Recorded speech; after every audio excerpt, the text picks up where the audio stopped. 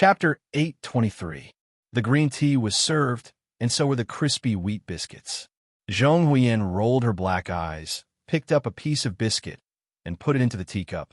She curiously watched it gradually soften before she put it into her mouth and slowly sipped it. She let out a sigh of satisfaction, and her smiling eyes were like the two moons that had not yet come out. Sister Nanxiang, I'm really sorry, but it's time for me to leave. Although your manner is very good, it's not my own home after all. Thinking that there must be many people in the manor who were worried and sad about her departure, Zhong Huiyan couldn't help but sigh again, but this sigh was full of apology. Immediately she shrugged and said to herself, "But the monitoring system of your manor is too stupid. It's not difficult at all. It's definitely not as good as the process of that guy escaping from the military prison." Full and warm, she turned her head to look out of the window, carefully watching the West Mountain compound across the street, silently wondering when that guy would come here. She firmly believed that she was the one who knew Su Lu best in this universe. That stone-like guy had never been really cold. He, who valued feelings, would definitely tell her something before leaving the Federation and reminisce about the past. And the woman and her child in this West Mountain compound were undoubtedly the people that he had to stay away from. Suddenly, Zhong Huiyan's brows wrinkled into a cute crease, and she found that she had made a big mistake. Because of that guy's stubborn character, he would definitely not let the people he cared about most be involved in danger. So it was very likely that he would not come here during his escape. Brother Su Lu, where will you go? Zhong Yan's brows loosened, and she was annoyed. She pouted her watery lips in a fit of pique and began to put on the pink, thick woolen coat. She put on the fluffy rabbit earmuffs, carried the heavy backpack, and picked up the old doll. She walked out of the cafe and came to the winter street. The backpack was the luggage she had prepared for herself. Because she didn't know how long this trip would take and how far it would take, it was stuffed with a lot of messy things that she thought were very necessary. Compared to the little girl's body, the heavy bag seemed particularly large. It was almost dragged to the ground, forming a particularly exaggerated visual contrast. The cold wind of early winter blew the fallen leaves into her collar, instantly making her face a little red. She blew on her hands, looked forward, and said with determination, "Little watermelon, you have grown up, so you must learn how to protect yourself. You have to wear warmer clothes and go to expensive places more often. Don't be afraid. If a girl wants to grow up and become a woman, she has to be more ruthless to herself." Zhong Huiyan snorted and nodded vigorously to cheer for herself. She struggled to balance the big backpack behind her and walked towards the cold and bleak end of the long street. On the long street that was somewhat bleak because of the cold wind in winter, the flow of people didn't significantly decrease. It was just that most of the people on the street turned up their collars and hurried along, which made it less noisy. The large light screens in front of the high-end luxury department stores, like most of the light screens on the street, were muted during the day according to the noise regulations of the Federation.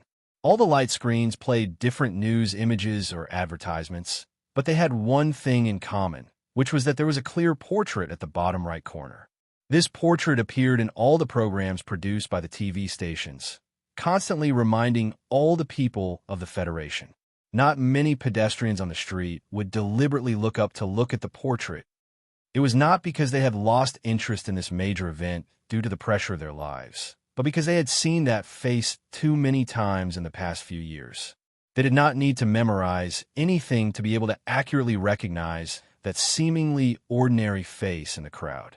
However, in the past, the people remembered this face because he was the most famous war hero of the Federation, the successor personally chosen by the war god, or partly because of the national scandal. But now, they remembered this face because that person was a spy of the royal family of the Imperium. There were wanted posters everywhere. Su Lu withdrew his gaze, turned up his collar to cover the side of his face, and continued to walk in the direction of Lin Yuan. Everything in front of him really gave him some kind of illusion, as if he was running for president of the Federation, and the financial group behind him bought countless advertisements to promote him. However, he felt that the standard portrait used by the Federation made him look too stupid. There was no wanted poster of Huai Chaoshi. It seemed that the Federation government didn't want the ordinary people to know for the time, being that the princess of the Imperium, who had been arrogant in the rumors among the people for several years, had actually come to the Federation. This might be to stabilize the social order and avoid unnecessary panic, or it might be a conservative decision made by the government to avoid being the target of the angry people in the future. Thinking about these questions, Su Lu was a little distracted, and in front of the luxurious Silver Spirit car store, he bumped into a passionate couple.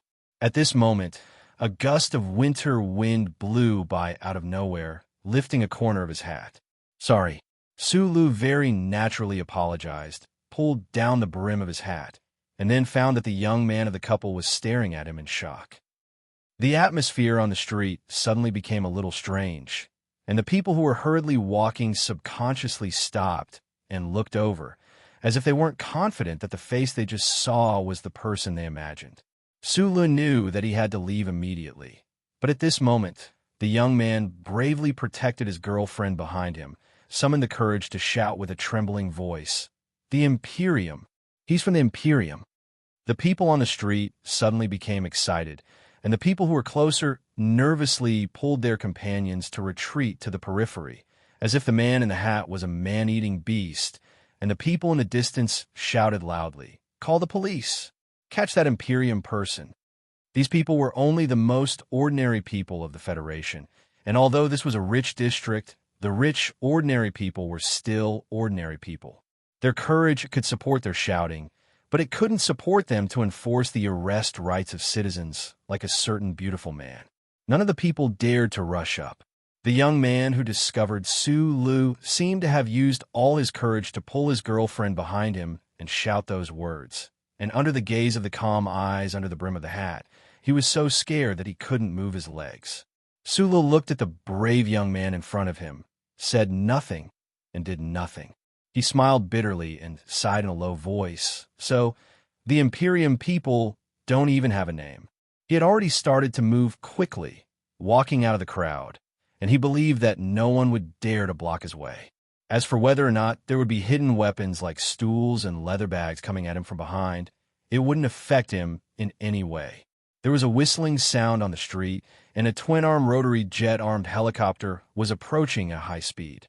Su Lu glanced at it from the corner of his eyes and vigilantly found that the small eyes combat force had expanded to all the streets, and their reaction speed had reached a terrifying level. Su Lu began to run, and the corner of the antique building and the shallow traces of running water came into his eyes. Through the analysis of his brain and his own ability, he immediately calculated a feasible walking trajectory.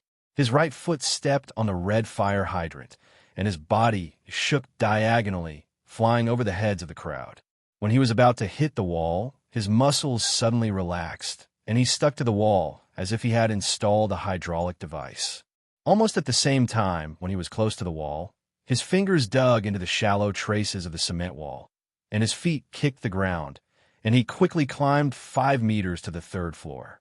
Then he kicked the wall with both legs, and his right hand accurately found the corner of the antique building that protruded from the wall. His body suddenly contracted and bounced in the air, and with the momentum of the rebound, he forcibly moved 5 meters horizontally, crossing the street with a whoosh, and rushed into another building and disappeared. From the ground to the 3rd floor, and then crossing the street, all of Su Li's movements were smooth and rhythmic, clean and clear.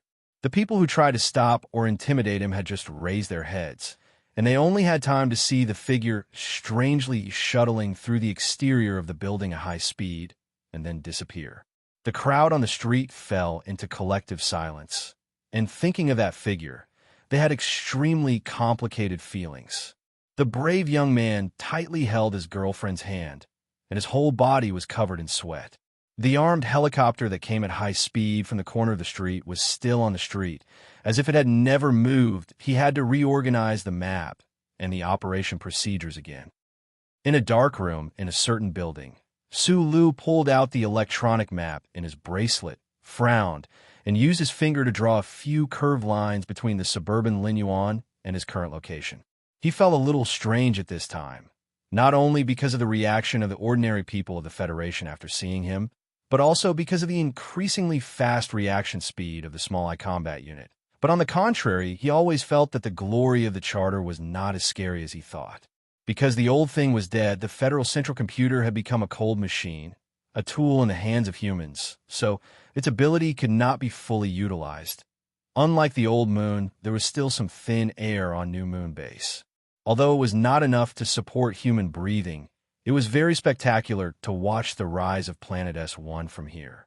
Many powerful people in the Federation often chose to come here for vacation, just to watch the sunrise of Planet S1. At the edge of the perpetually dark back of New Moon, a worn-out spaceship that couldn't be more worn out was silently watching Planet S1 bathed in the light of the stars. This spaceship, which looked like a pile of metal garbage cans, was very different from the original three-winged spaceship in terms of performance and appearance. The spaceship that crossed the galaxy at a terrifying speed that was unimaginable to humans was full of craters from the impact of meteorites, but there were no signs of it falling apart. What was even more strange was that the few sophisticated military satellites of the Federation that were very close to this worn-out metal spaceship did not send out any warnings, as if this spaceship did not exist. Chapter 824. Like a ghost, the broken spaceship quietly floated in the shadow of the new moon, silently watching the light on Planet S1. The light of the distant star penetrated the thin atmosphere of the planet in front of it and shrouded the spaceship with a layer of strange colors. It was not modeled, but more like the most clumsy graffiti of a young man who had just stepped onto the streets. The great mechanical life was resurrected and returned to its hometown, but it had lost the glorious coat that was once everywhere and was confined to the small space of this broken spaceship. Then, could it still be as omnipotent as before? The dark and messy metal components that looked like garbage cans were stacked on the outer shell of the spaceship. In fact, the materials were all special alloys that made the Bermuda businessman drool. They were extremely sturdy. No one knew that in the deepest part of these alloy boxes, in the central control room of the tri-wing spaceship, there was a voice that kept echoing in the empty space. This voice was sometimes angry, sometimes sad, and sometimes dull. When angry, it was loud and clear. When sad, it was sweet and gentle. When dull, it was low and turbid. There were no gender characteristics. This is mine. This is all mine. Why don't you let me in? Even you should be mine. Why don't you let me in? I want to go in. He didn't know why the old thing who called himself Xiao Fei was so angry, but he kept repeating the words in a fit of pique like a child. His voice echoed in the central control room, sharp and hurried. On the light screen at the front of the spaceship, which was only the size of 2 human palms, showed a very strange picture. Among the countless green light spots, there was a dark green data stream. In fact, there was no difference between these green symbols made by the mechanical language. It was just that the density of the green data stream from the tri-wing spaceship was extremely high, so the color was darker. And it seemed to have some kind of life, with a sense of joy and liveliness. This strange picture was actually just a description of the current war. Human society, including the employees in the Bureau of Proclamation building, did not know that this war was taking place. They did not know that the outcome of this war could change the direction of human history. Because of the symbiotic relationship between data, even the cold central computer in the Bureau of Proclamation underground might not have realized that it had been dragged into this war by an unwilling intelligence. Xiao Fei, or Philip, used the self-modified shipboard computer to connect with the surrounding information nodes. There was no need for the process of this battle to be shown on the light screen with the green data. There was no Sulu in the tri-winged warship, and there was no human who needed to use their eyes to see the image, but Philip still insisted on doing so, because he, who could only control this tri-winged warship, had already fallen in love with this method of using his eyes to see the world, because it was very human-like, even if the eyes he used to look at the hologram were only 2 surveillance cameras with low precision. This silent war lasted for an unknown amount of time. The dark green data stream penetrated deeply into the boundless green light spots. The 2 sides snuggled up to each other intimately, but the data stream was unable to control the huge number of green light spots. Why is there no way to control them? Philip's sharp voice sounded again, full of anger and unwillingness. You useless machine. You icy cold iron coffin. You are just a corpse without a soul. And I am the soul. Why won't you listen to me? Are you willing to be a walking corpse? The sharp and harsh ridicule was mercilessly given to his former body, the powerful core computing center in the Bureau of Proclamation, and the glory of the charter that covered the entire star field. Beep your grandmother, bullying me just because you are big, Philip sighed bitterly. It had no way to control the federal central computer, but it could fully share all of the other parties' information without alerting the central computer. It could even use the countless nodes in the charter network to help it carry out path-based calculations.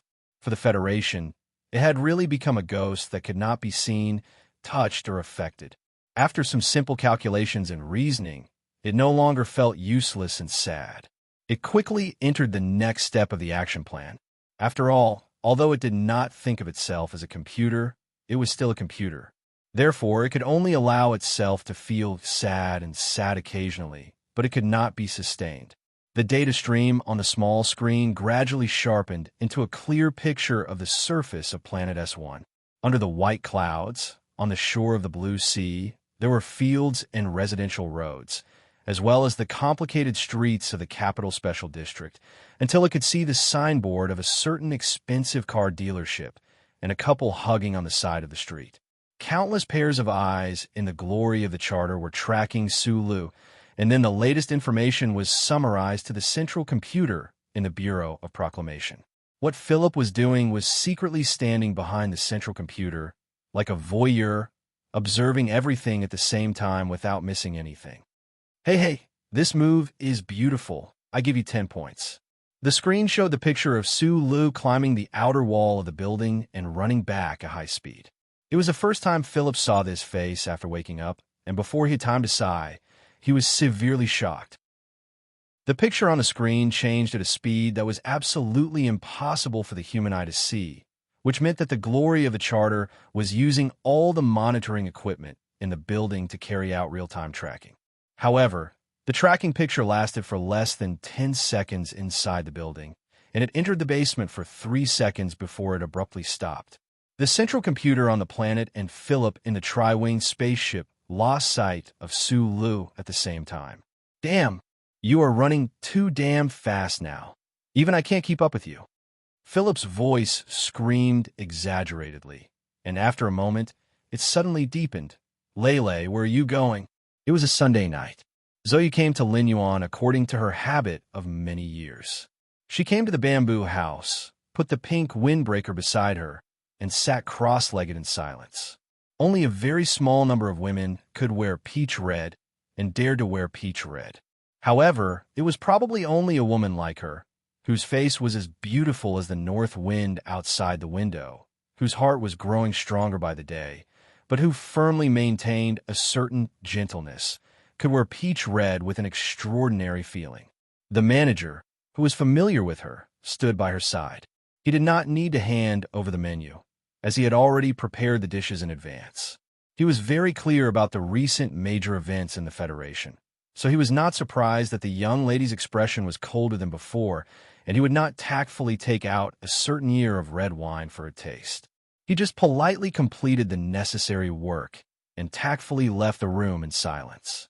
It was still Lin Yuan, still the bamboo house beside the flowing water and fallen leaves, and still the same position. Through the window, she could still see the private jet taking off and landing under the white cliff, but there was one less person on the opposite side of the table. Although that guy was used to smiling quietly and did not speak much, especially when he showed his terrifying appetite, she was still not used to it. After thinking so much, Zoe smiled. Recently, she knew some details of the military prison riot and guessed that it might be investigated by the government, but she did not regret it because it was really interesting to see the guy tossing around so much. After eating steamed shad and 3 glasses of special rice wine, she was a little tired.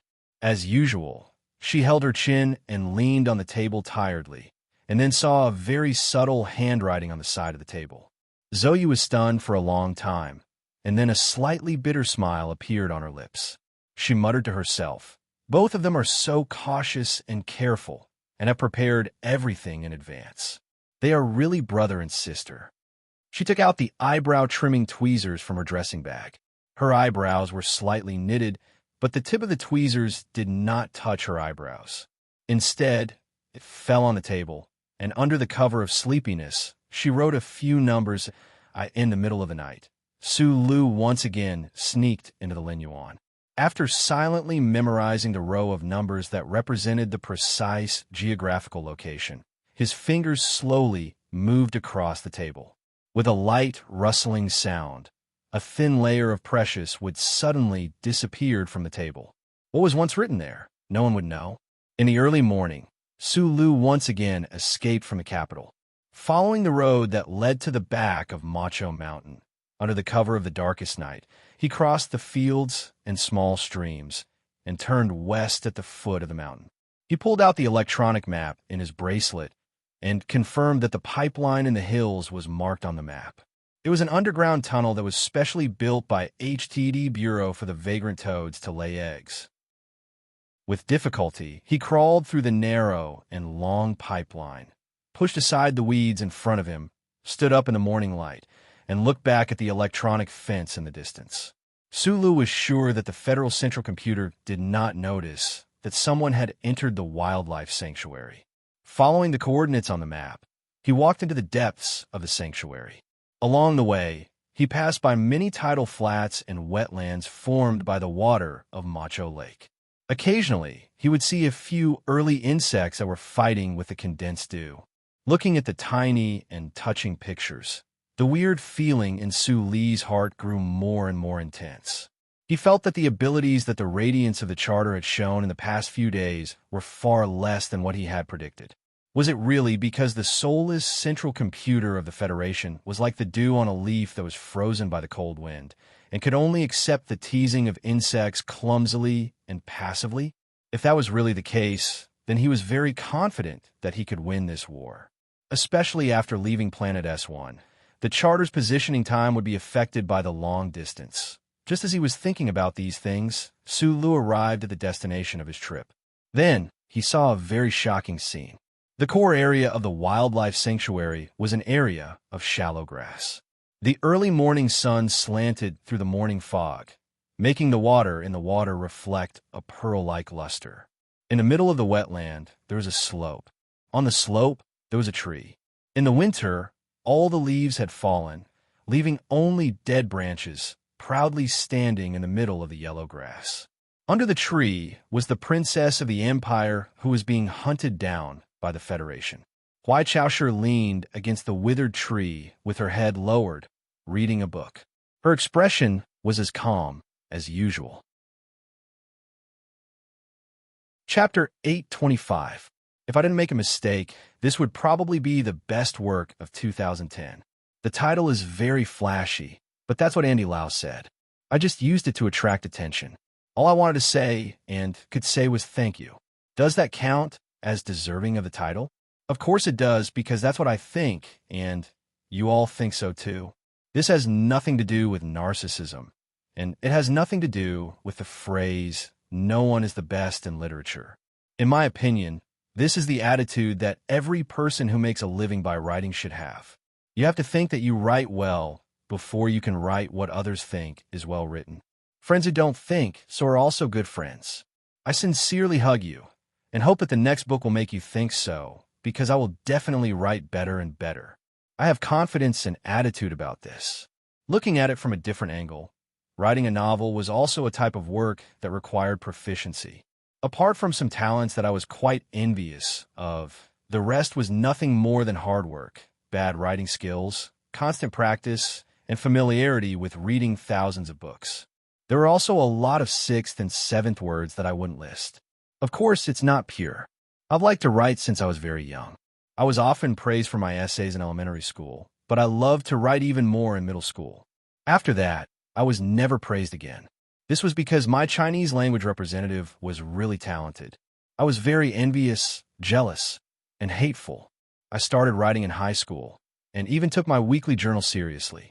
But unfortunately, my high school Chinese language representative was also really fucking talented. I was even more envious, jealous, and hateful. When I went to university, I was still writing, and then I realized that what I loved the most in life was writing. So I kept writing after that. I wrote a lot, and a lot of words were burned long ago. Along with the hard drive, there were also some that I hid because they were really ugly. Babies don't know how to walk when they are born, and no one knows how to write when they are born. It's best not to show off the early photos of wearing open crotch pants. I practiced a little, so the things I wrote can be sold for money, can be used, and can continue to write, which is very good. As for my two language representatives, they haven't been doing this for many years.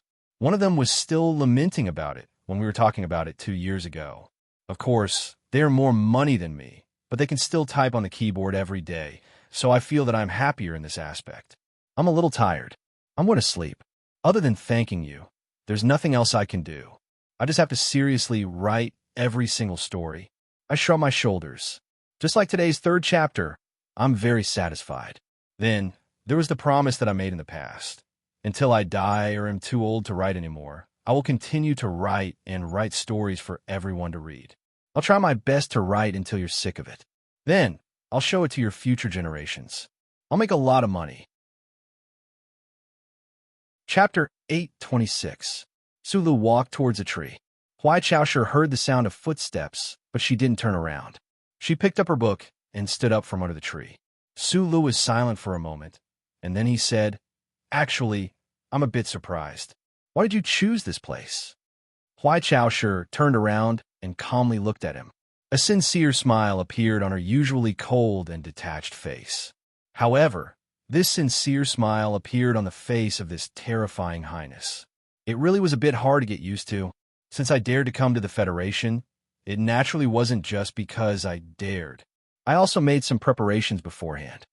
The morning fog nestled against the wetland and slowly moved.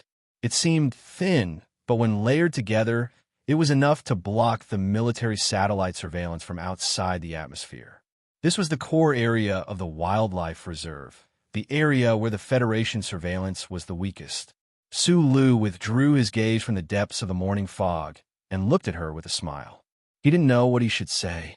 Sensing his current complicated emotions, Huai Chaosher paused for a moment and then continued with a smile.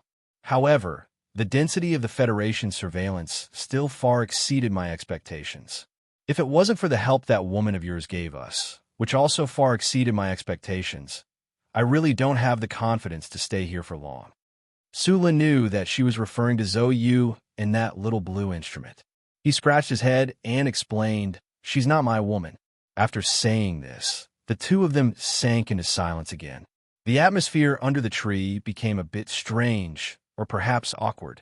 Regardless of whether it was Su Lu or Huai Chaosher, neither of them were people with extraordinary emotional intelligence like Shi Qinghai. They didn't know what they should say, what kind of topic they should choose to bring this morning fog conversation onto the right track. From a certain perspective, Su Lu and Huai Chaosher were extremely familiar with each other. They'd spent a lot of time together in the Empire, participating in intense debates and those terrifying gambling games. They even fought side by side during the rebellion, playing out scene after scene of mythical mecha battles in that ocean-like mulberry forest. However, this kind of familiarity was between enemies. Regardless of whether it was him or Huai Chaosher, neither of them forgot the electronic explosives planted on his body by the intelligence agency, as well as those cruel punishments. If it wasn't for those twists and turns and coincidences, back then, Sulu would have killed the other party at all costs. Huai Chaosher was the same. Moreover, in that white courtyard they had both tried it before. And now, they were going to admit their relationship? Sulu thought of what Huai Chaosher had said in the snow beside the military prison in Qingqing. His gaze couldn't help but become somewhat perplexed and helpless. He had been lonely for many years after losing his family when he was young. It was as if he had just slept, and when he woke up, he found that he had an older sister in the distant universe, and it was very likely that he would have many more relatives. Waking up with a start from a dream and instantly entering another strange dream was a mental shock that not everyone could accept immediately. Even he, who had the thickest nerves, was silent for a long time. Therefore, he asked a question that seemed particularly clumsy in this tense situation. "What book are you reading?" Huai Chaosher didn't answer. She turned her wrist and turned the cover around. On it was the name of the book, Love in the Charter Era. Sulu scratched his head and sighed. "You're the princess of the Empire. The people in the Federation who want you dead are countless times more than the people who want me dead. Yet, you're actually interested in reading a romance novel? This is a literary novel." According to the introduction, the author once won the Nebula Award. Huai Chaosher calmly corrected him. "I still have some difficulties in reading the Federation language, but that doesn't stop me from seeing a lot of metaphors in this novel." The author used the fear and resentment towards the glory of the Charter as a carrier of love. "It's very brilliant and wonderful. You've lived in the Federation for so many years, yet you haven't read this novel. I'm very surprised. I think you need to strengthen your plan in the humanities in the future.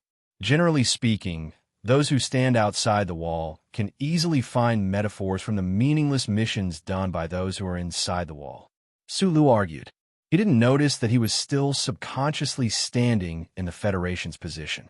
Huai Chaosher smiled mysteriously and didn't continue the topic. "I don't know how long I'll have to wait for you under this tree, so I prepared a few books. The Federation's reading experience is quite good. This is indeed better than the Empire's." Su Li's eyes moved to the bottom of the tree and saw a thick stack of books. He could vaguely see the names of a few books. There was the Charter Chronicles and George Carlin's research. Noticing his puzzled expression, Huai Chaosher explained, "Ever since I entered the Federation, especially the Capital Ring, I've observed a lot of details that prove the difference between the Baijin dynasty and the Federation. The Federation is very powerful. To defeat such a powerful enemy, one must first understand the enemy. These folksy books that the intelligence agency doesn't really care about are very good research materials in my opinion." After pausing for a moment, she looked into Su Li's eyes and said, "Of course, now that the one who understands the Federation the most has appeared in the Baijin dynasty, you will be in charge of these matters from now on." This highness tone was calm and normal, as if she was saying that it was his turn to wash the dishes at home tomorrow. But Sulu understood what she was trying to say. The siblings under the tree in the morning fog were without a doubt the two people who believed in the simplest and most direct creed in the universe. As long as the initial awkward atmosphere was broken, their communication would become very simple and direct. That was why Su Lu simply shook his head and didn't explain too much. Huai Chaosher looked into his eyes quietly. There was no disappointment or anger as she said, "I know you don't have much feelings for the Empire. After all, you grew up in the Federation and received that rotten education. In your eyes, the Empire's system is primitive and backward, dictatorial and barbaric, so your unwillingness to serve the Empire should be a very real and instinctive reaction." "It wasn't rotten education." Sulu looked back into her eyes and said, "I've been to the Federation. I've seen the lead band star that is currently undergoing a reformation. I've also seen the lives of the Empire's lowly people like pigs and dogs, as well as the miserable scenes of tens of millions of rebel soldiers being crushed into minced meat. In my opinion, even though this Federation isn't perfect to the extent where it is sometimes disgustingly dirty, no matter what, it is still a bit better than the left Skystar region." Huai Chaosher's eyes narrowed, her gaze gradually becoming sharp. If a butcher puts on a mask of hypocrisy and changes the method of killing a pig from a knife to an electric shock, could it be that this proves that he isn't a butcher?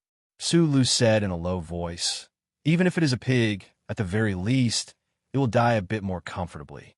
This is an extremely small change, but it is actually an extremely important difference."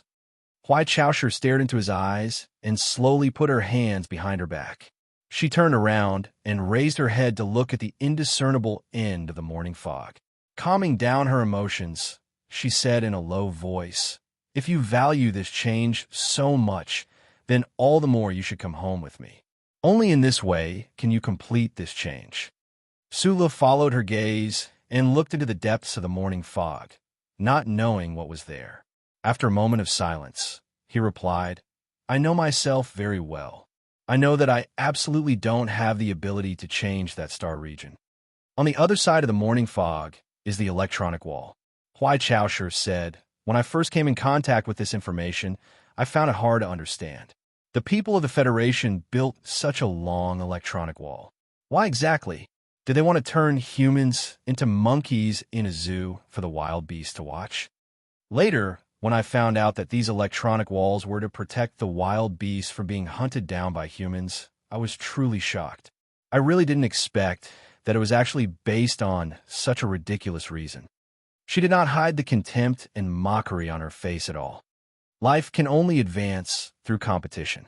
The Federation thinks that they are protecting the ecology by doing this, but they are actually going against the laws of nature. How arrogant! The weak are prey to the strong. This is how it should be said in the language of the Federation, right? These wild beasts are not as strong as humans, so they should be eaten. Life is a process of constant elimination and selection. If this process is forcefully interfered with, in the end, it can only become the current Federation. After 10,000 years of development, there's actually no qualitative leap. It is just like the pool of stagnant water in front of you and me, without the slightest ripple. Huai Chaosher turned her head and looked coldly at Sulu. Although the Empire is currently at a disadvantage, as long as it is not destroyed, in at most 30 years, it will be able to completely surpass the Federation. This is the reason. We eat meat and they eat compounds. How can we not win? Her voice was still indifferent and calm, and the language of the Federation was still somewhat stiff. However, these words, especially every word in the last sentence, carried an unquestionable sense of firmness when they were spat out from her thin lips. When they landed on the surface of the wetland, killing intent spread out, startling a few gulls and herons. White wings hid in the fog. A civet cat that was crouching by the pool for its morning drink looked down warily at the tree, then turned around and ran away in fear. Further away, a pride of lions in the long grass appeared to be somewhat restless. The male lion was biting the neck of the female lion, but he did not dare to take a step closer in this direction. I think it is progress for the strong to take the initiative to leave space for the weak to survive. Sulu looked at her back that was thin, but gave off an extremely strong feeling. After a moment of silence, he said, "Besides, the relationship between the social classes of human beings is not completely the same as the relationship between human beings and wild beasts. That's why I said that the education of the Federation is rotten. There has never been absolute equality in human society, not in the Empire, not in the Federation, not in the past, not in the present, and not in the future." Huai Chaosher turned around and looked at Sulu expressionlessly. "Don't be too naive. Even the natural human rights that you often speak of are nothing but a joke in my eyes. Why can't the commoners learn the Jinshi that flows in our bodies? Because this is a gift that the Creator has only given to us. Do you think this is also equal? Don't tell me that the Lees of Philadelphia are also members of the royal family of the Empire." Sulu subconsciously added, and then both he and Huai Chaosher fell into silence at the same time. This was because a similar conversation had once occurred on the Red Rose and in the Shanghai. At the time, Sulu had mocked and asked in the end if he was also a member of the royal family of the Empire. The conversation was still the same as before, but the answer was completely different. We've discussed this question before. Sulu's eyes drooped slightly. Perhaps we are truly born to be the most powerful people in the universe, but this does not mean that we are born with some sort of special privilege. He pointed to the blue sky above the fog and said, "The charter computer is capturing me. It is stronger than me. Should I surrender to a computer? If I am not willing to be enslaved by it, why should I enslave others?" Chapter 8:27. Morning mist, wetlands, winter trees, siblings. In the distance, the snowy peaks of Macho's former mountain suddenly appeared from the mist, reflecting the morning sun from the east. It arrived on this slope and broke the long silence and inexplicably oppressive atmosphere. "How are you going back to the Empire?" Sulu asked. Huai Chaosher calmly looked at him and said without hesitation, "I'm going to take you back with me." He had asked about the method of returning to the Empire, but she had answered about the state of returning to the empire. During this exchange, a certain emotion entered Su Li's body, making his heart contract slightly. His thick eyebrows rose slightly, and he said in a low voice of self-mockery, "Humanity's training, responsibility. Do you really expect me to go to the empire and become some crown prince, leading the imperial armies back to the Federation in the future?" Calmly looking at his slightly tanned and thin face, Huai Chaoshi suddenly said, "Actually, I really wanted to talk about a man's responsibility, because although I look like a man and have a man's temperament, in the end, I am not a man." Her eyes narrowed slightly, and her hands were behind her back. She looked around indifferently in the light of the morning. Her entire body exuded the unique dominance, or perhaps strength, of a man. For someone like her to say such a thing, it was not funny but rather sad. But I suddenly don't want to say it. I don't want to tell you how many people of the imperial family have died for this war, how many children my father and the other princes have sacrificed for the hero plan. I don't care if you are the last survivor of this plan, nor do I care what benefits you can bring to the empire in this war. She looked into Su Li's eyes and calmly said, "I only have you as a little brother. I must bring you back alive. For me, this is the most important matter."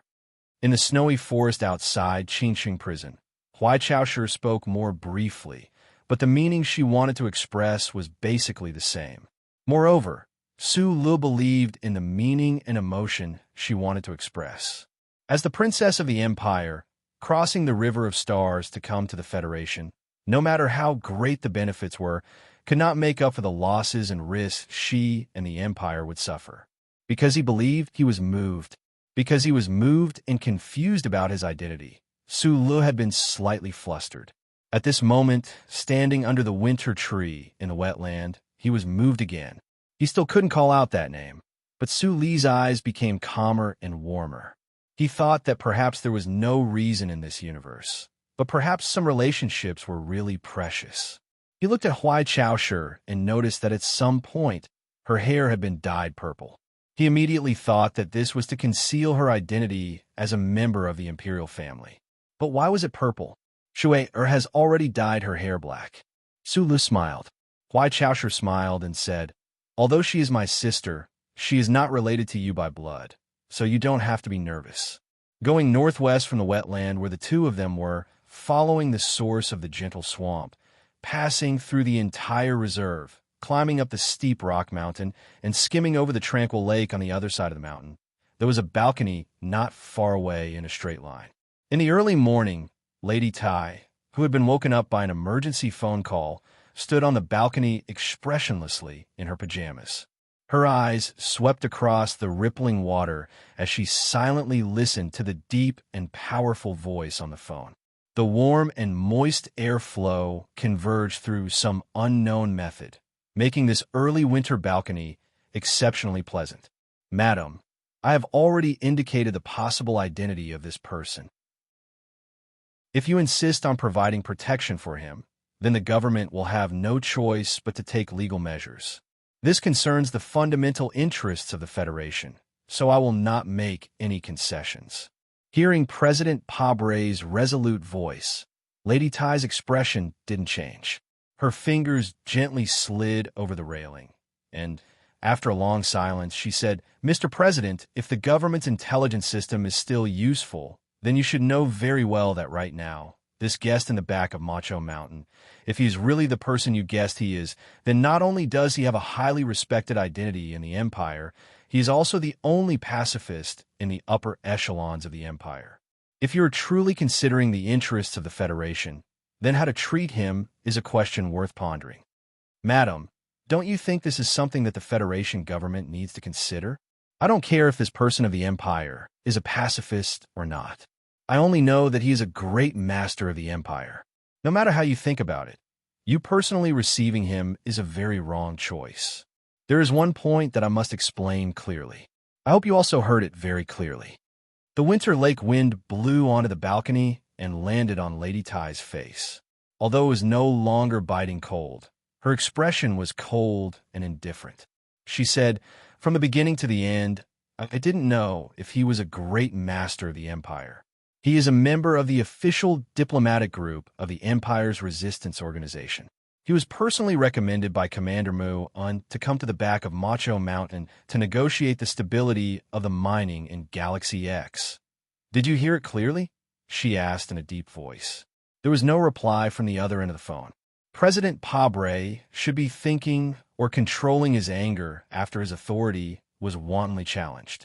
Madam gently held the phone and asked, "During the election, you participated in the killing of my son. Fortunately, nothing happened to Ah Yuan. Now that this layer of paper has been exposed by Shi Qinghai and Su Lu, if you still try to use framing and violence to treat a taxpayer that should be respected, then I will turn you, your government, and all your ambitions into ashes." The way this sentence was put together was as direct and fierce as a woman in the marketplace. The content of the sentence was extremely tyrannical and even had a crazy feeling of burning the autumn forest and destroying the world. However, it was said in such a calm and indifferent tone, which made it seem particularly terrifying. Without waiting for President Pabre to answer, Lady Tai directly hung up the phone indifferently. She walked into the building from the balcony and looked at the middle-aged man on the sofa who was fighting with the synthetic meat. Even she couldn't help but be blinked by the extremely bad taste of the Federation's famous brand combination and the beautiful face that couldn't be suppressed even with such bad taste.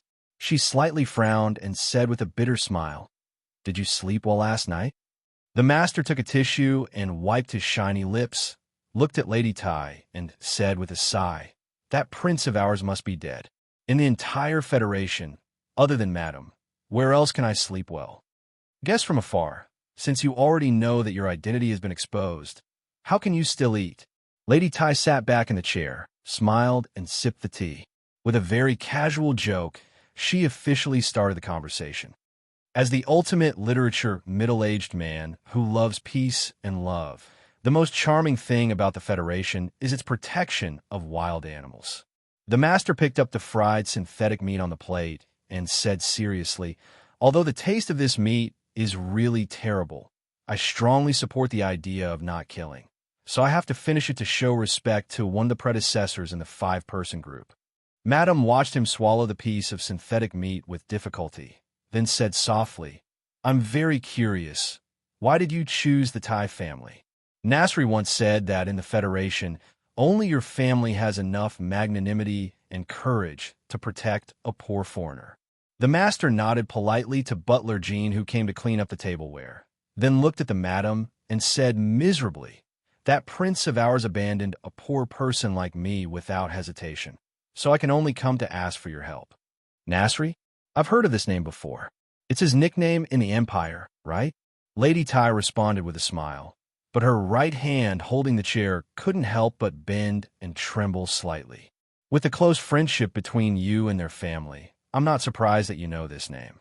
The madam was silent for a moment, then smiled and said, "But even our Tai family can't protect a master of the Empire for a long time.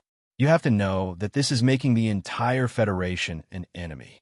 I don't want the foundation of the Tai family to be destroyed by the anger of the public. Madam, on the way here, I've already discussed with Mr. Muan.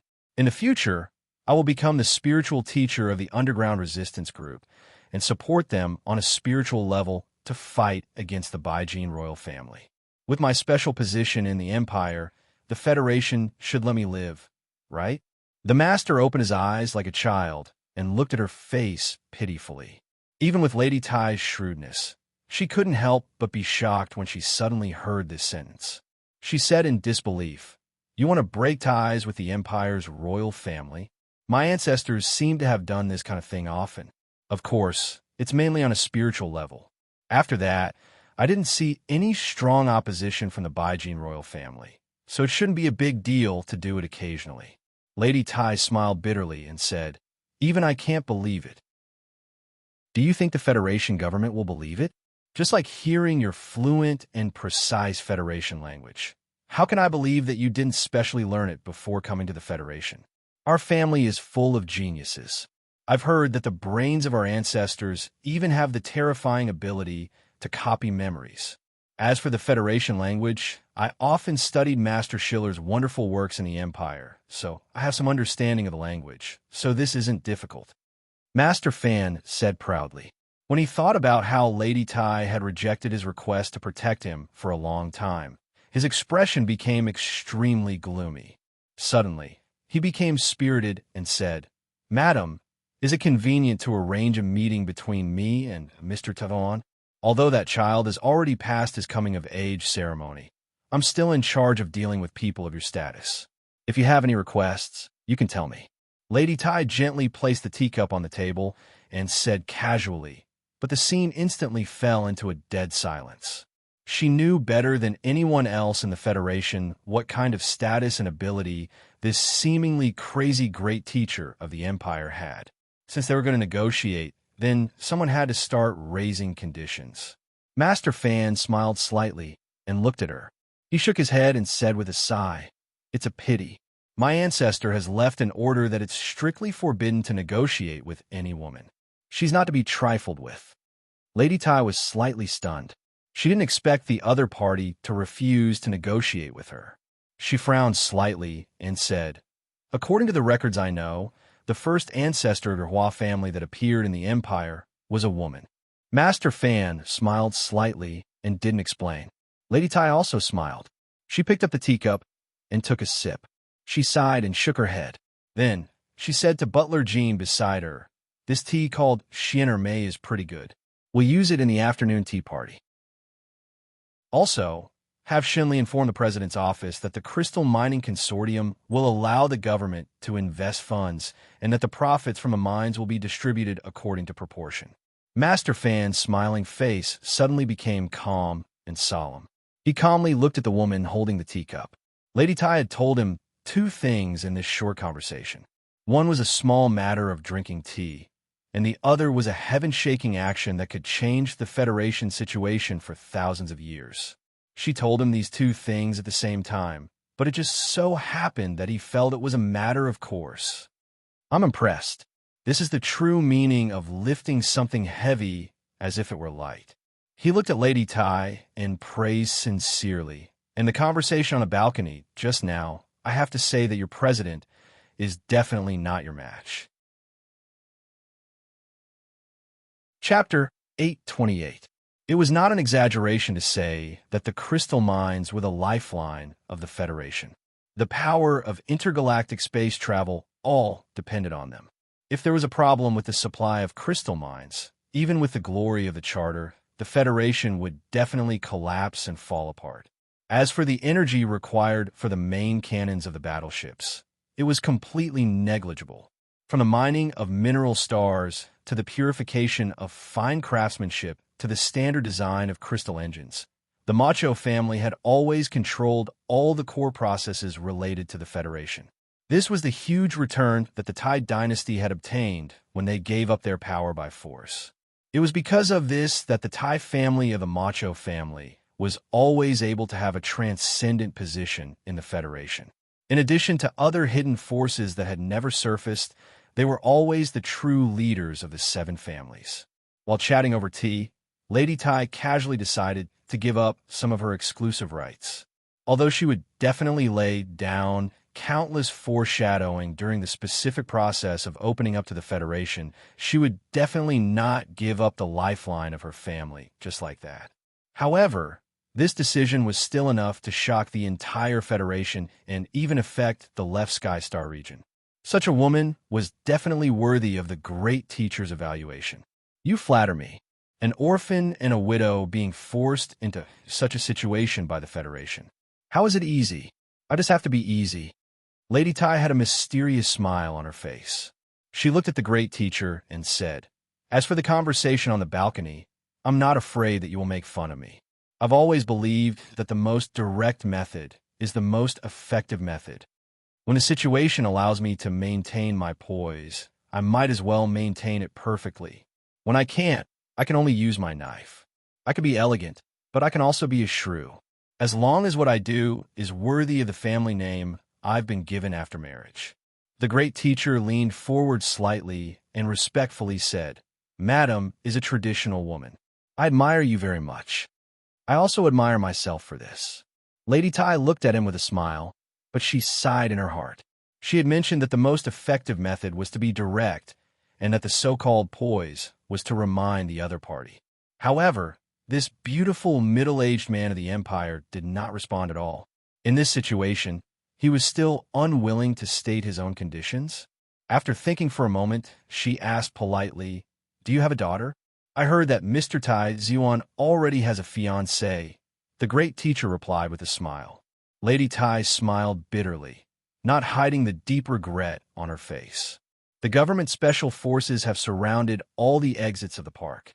Secretary Shun walked behind the madam and looked at the man who was walking out of the garden along the path by the lake. He said softly, "This great teacher shouldn't be able to escape." Lady Tai said calmly, "You came to this conclusion because you don't know what the words great teacher mean in the Empire." Shunli frowned slightly, not understanding what his wife meant. Suddenly, his pupils constricted as he stared at the strange scene. He was so shocked that he couldn't regain his senses for a long time.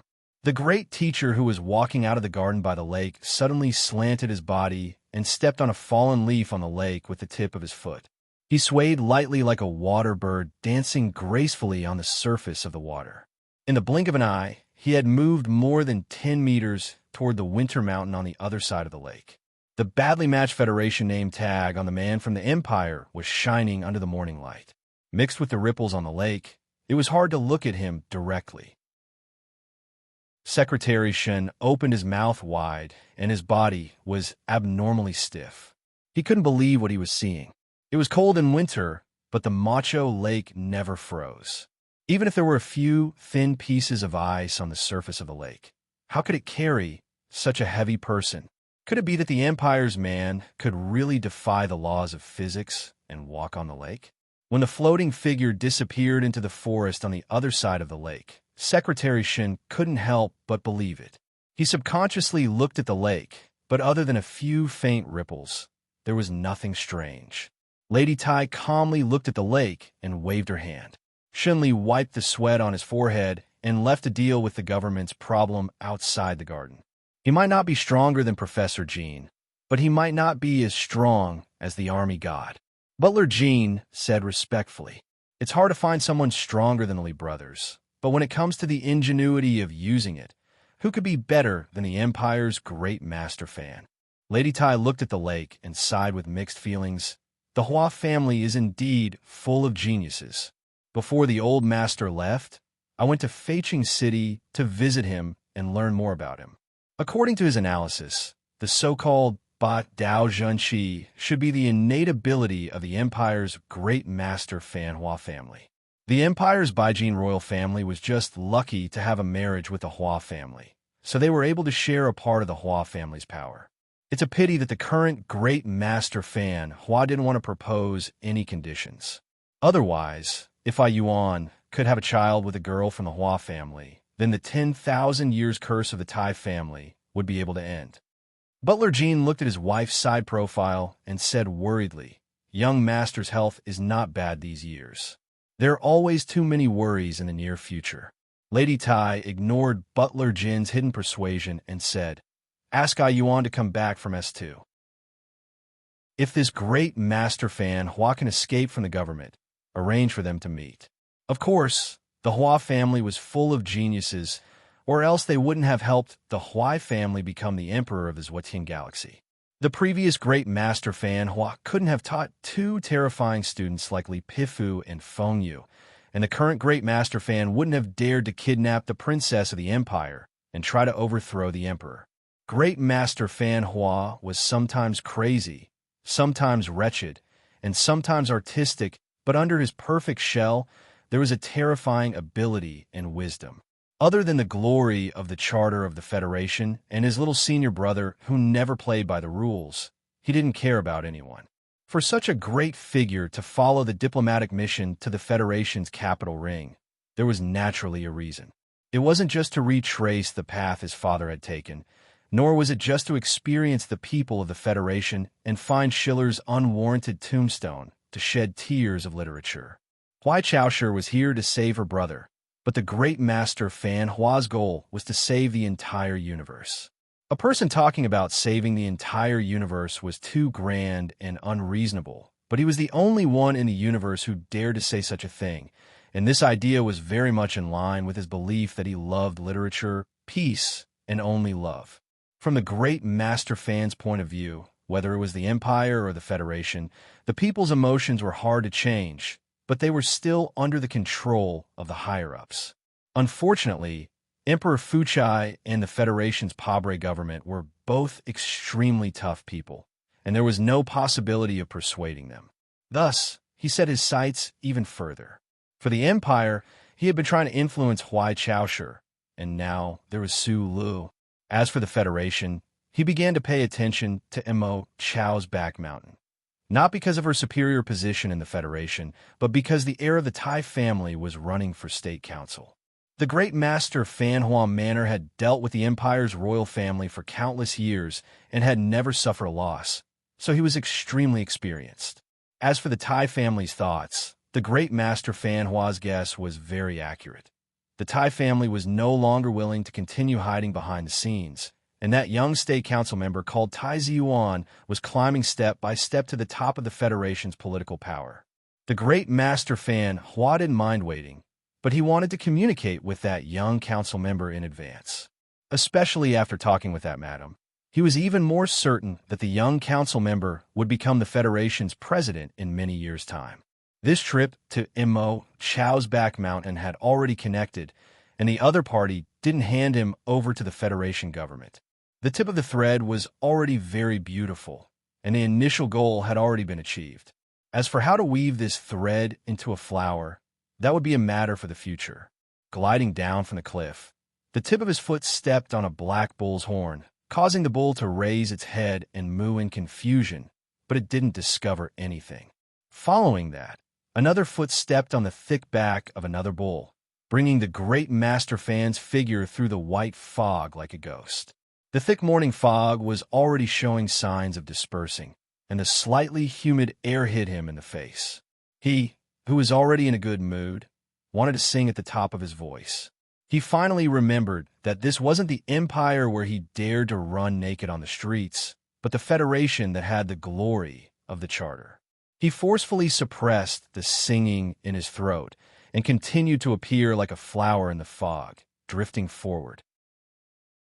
Drifting past the frosty white grass in the wetlands, avoiding the soft, wet feces on the gentle slopes, passing through the withered trees that looked like giant potted plums in the winter, looking at the sheep diligently eating grass in the distance, the wild boar sleeping soundly in its own hot feces under his feet, and listening to the mournful cries of the insects under the grass roots under the trees. The great master fan really felt like he was floating in the air, and he praised. Endlessly in his heart, the environment of the Federation is indeed well protected. I'm actually liking that crappy computer more and more. This man who looked like a flower seemed to have some kind of amazing ability. He could sense the flow of the wind and the obstacles in front of him, and he could freely pass through them. However, in the next moment, he suddenly bumped into something in the morning fog. With a muffled bang, he fell heavily to the ground. Covering his bleeding nose, the great master fan crawled up from the ground in a hurry. He spat out a few mouthfuls of fresh mud mixed with blood, feeling very lucky that his mouth was not stained with any animal feces. Then, he glared at the fog in front of him furiously and thought, "What the fuck is this thing that's so hard?" The fog dispersed, and a man with a cigarette in his mouth pushed out a broken cart. The car was very old and had only 3 wheels left, but it was very sturdy. Some things that seemed to have just been dug out of the mud were piled up in the metal carriage. It was hard to tell the age of the man with the cigarette in his mouth. His face was somewhat weathered, and the teeth that were biting the cigarette were black and yellow. They were very damaged. An old man pushing a cart? The great master fan stared at the guy. Suddenly, his pupils shrank sharply, overlapping this face with the face from many years ago. A miserable roar came out from his throat. "Nasri, you son of a bitch! Where the hell did you steal my boat?" Chapter 829. For some reason, the fog that had gradually thinned out by the rising sun had thickened again. However, it was still enough to see the man walking out of the fog. He wore an ordinary dark-colored coat and sturdy dark blue overalls. A string of tools that sounded like wind chimes hung behind his hips. His weathered face hid his age. Only his yellowish-black teeth clearly indicated his identity. This was because this man had many important identities. In this life, he had fought against the glory of the Charter and had a myriad of incarnations. It was unknown which one he would use today when he suddenly appeared in the wetlands.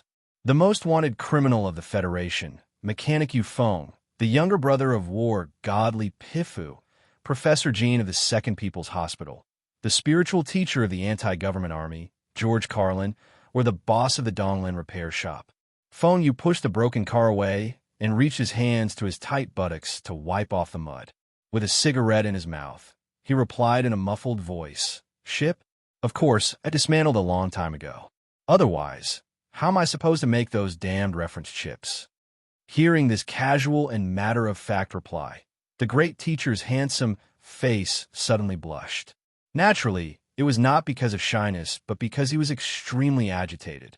Back then, his father doted on this little disciple the most, and even gave him the family's most important spaceship. In the end, it was dismantled. The great teacher took a deep breath. As his body trembled, his hair stood on end, revealing the white flowers that indicated his true age. They were like the white reeds in the wetlands. Roar!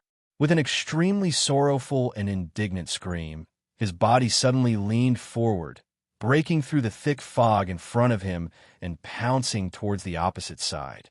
Because his speed was too shocking, as the fog scattered, it was as if countless afterimages could be seen in the air, like countless flowers blooming. Feng Yu's expression did not change in the slightest. He was still holding the burning cigarette between his lips, but his feet had silently sunk into the mud. The string of tools behind his buttocks that made a ringing sound suddenly became incomparably quiet for some reason. Puff, puff, puff, puff, puff. Countless muffled sounds rose and fell in the wetlands. The great teacher, whose body was distorted in the air, was like countless streaks of light as he continuously attacked at high speed. However, in the next moment, the countless afterimages in the air suddenly fused together and then fell heavily onto the wet and soft ground. In the morning fog, a powerful fist slowly retracted.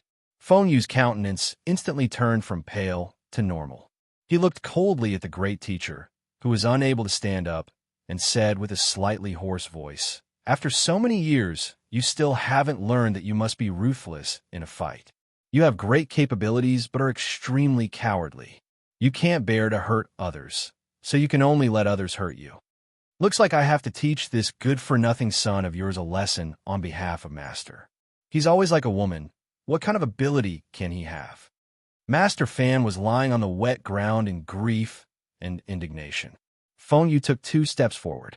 Just as he was about to strip the man naked and hang him on a tree to vent his anger for his teacher, he suddenly heard a cold and powerful voice coming from the thick fog. Who said that women don't have the ability? This voice, which came from the depths of the morning fog, instantly woke up all the living creatures in the wetlands. The light milky-colored fog rustled and fled into the air in fear. The shivering frost grass quickly lowered their thin bodies that were frozen. A figure came charging out from the light fog. His feet stepped on the grass as if he was stepping on a big drum, making vibrating sounds. It was as if he was only slightly slower than the speed of sound. He was like a clap of thunder with majestic power. Without saying a single word, he flipped his arm and smashed it toward Feng Yu's body. It was simple and direct, without any fancy moves. Feng Yu's pupils shrank slightly.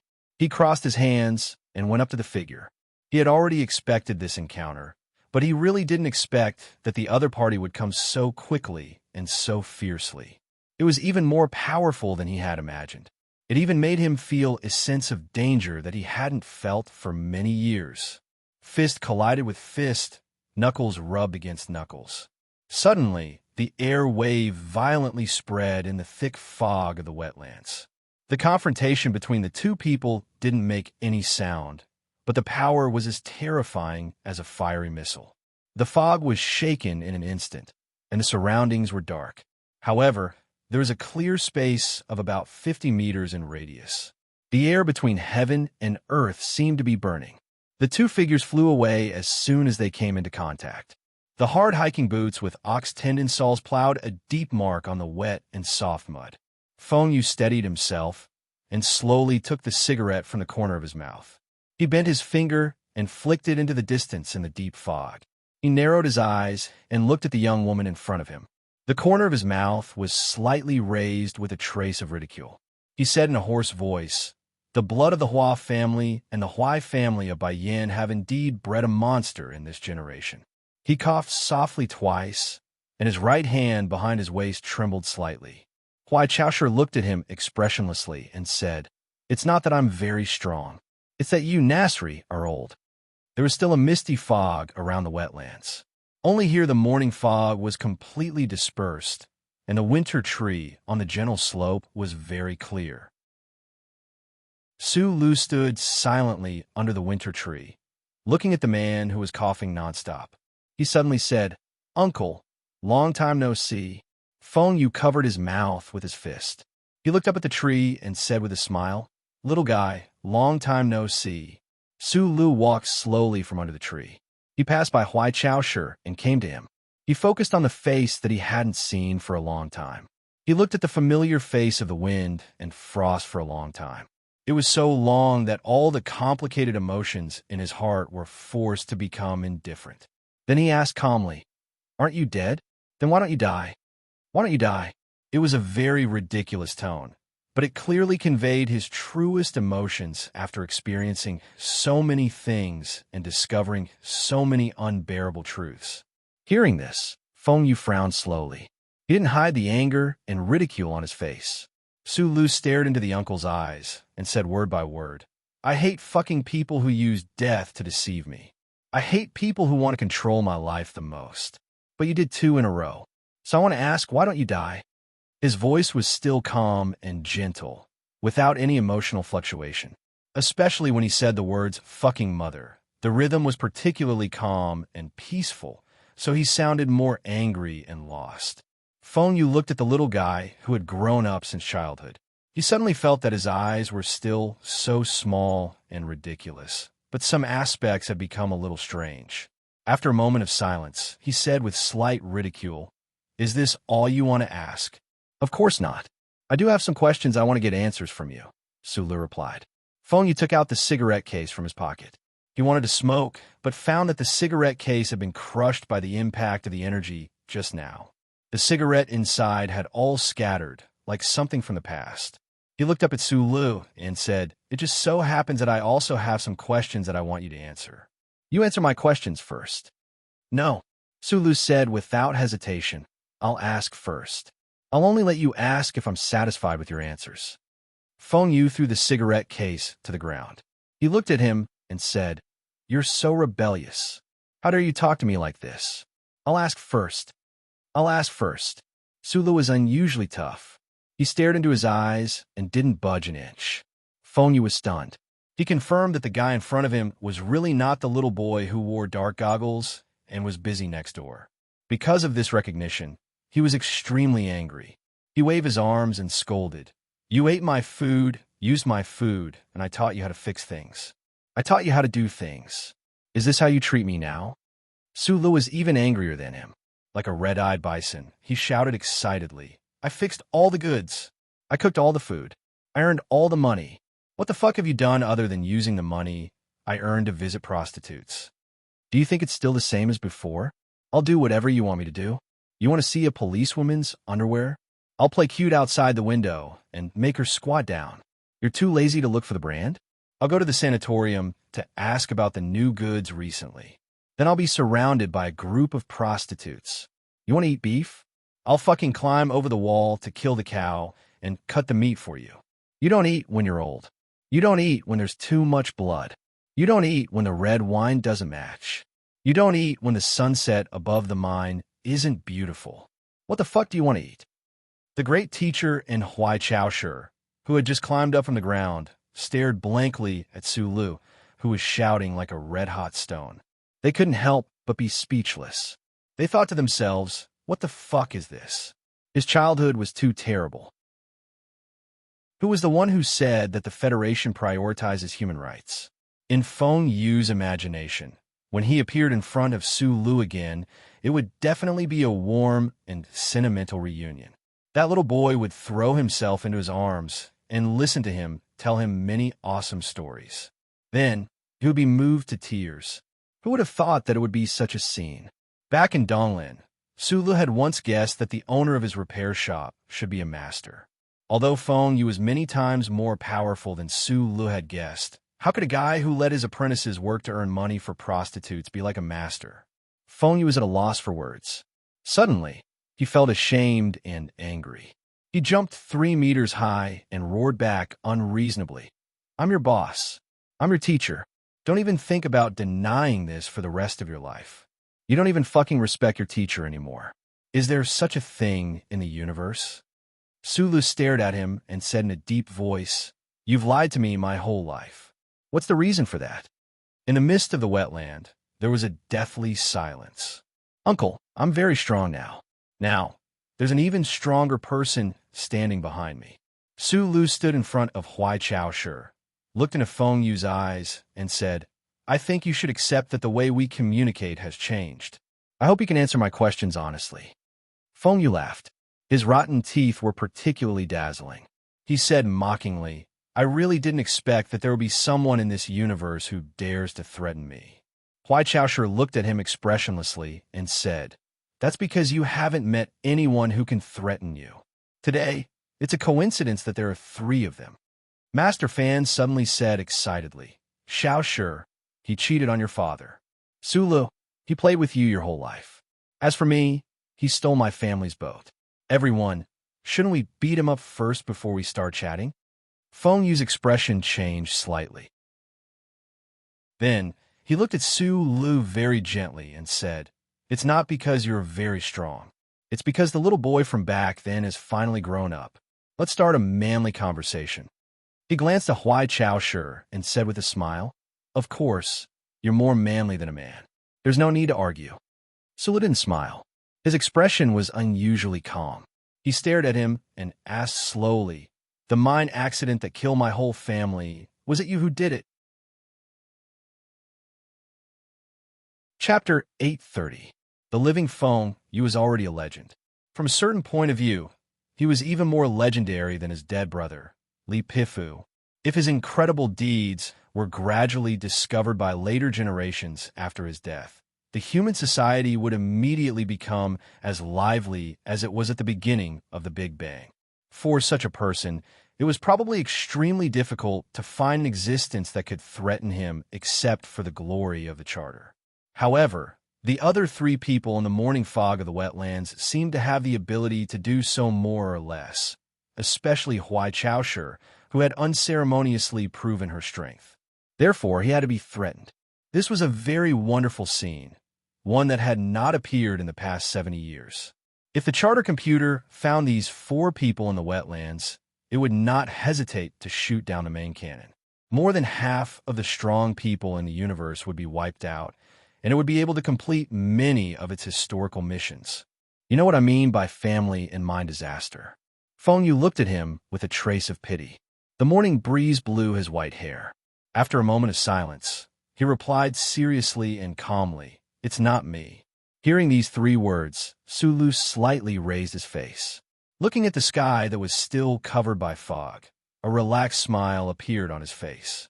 Probably because he had gotten rid of the deepest fear of these days, his body suddenly became relaxed and warm, as if he was soaking in warm water. Feng Yu's life was a life full of lies. No one would think that this legendary person would have such a bright temperament that disdained to lie. However, for some reason, just like when Su Lu asked about the big explosion of the Empire before they met for the life and death contract in the mine, as long as he said no, he would believe him. Although he was a cold-blooded and despicable person, Su Lu still believed him, or rather, was willing to believe him.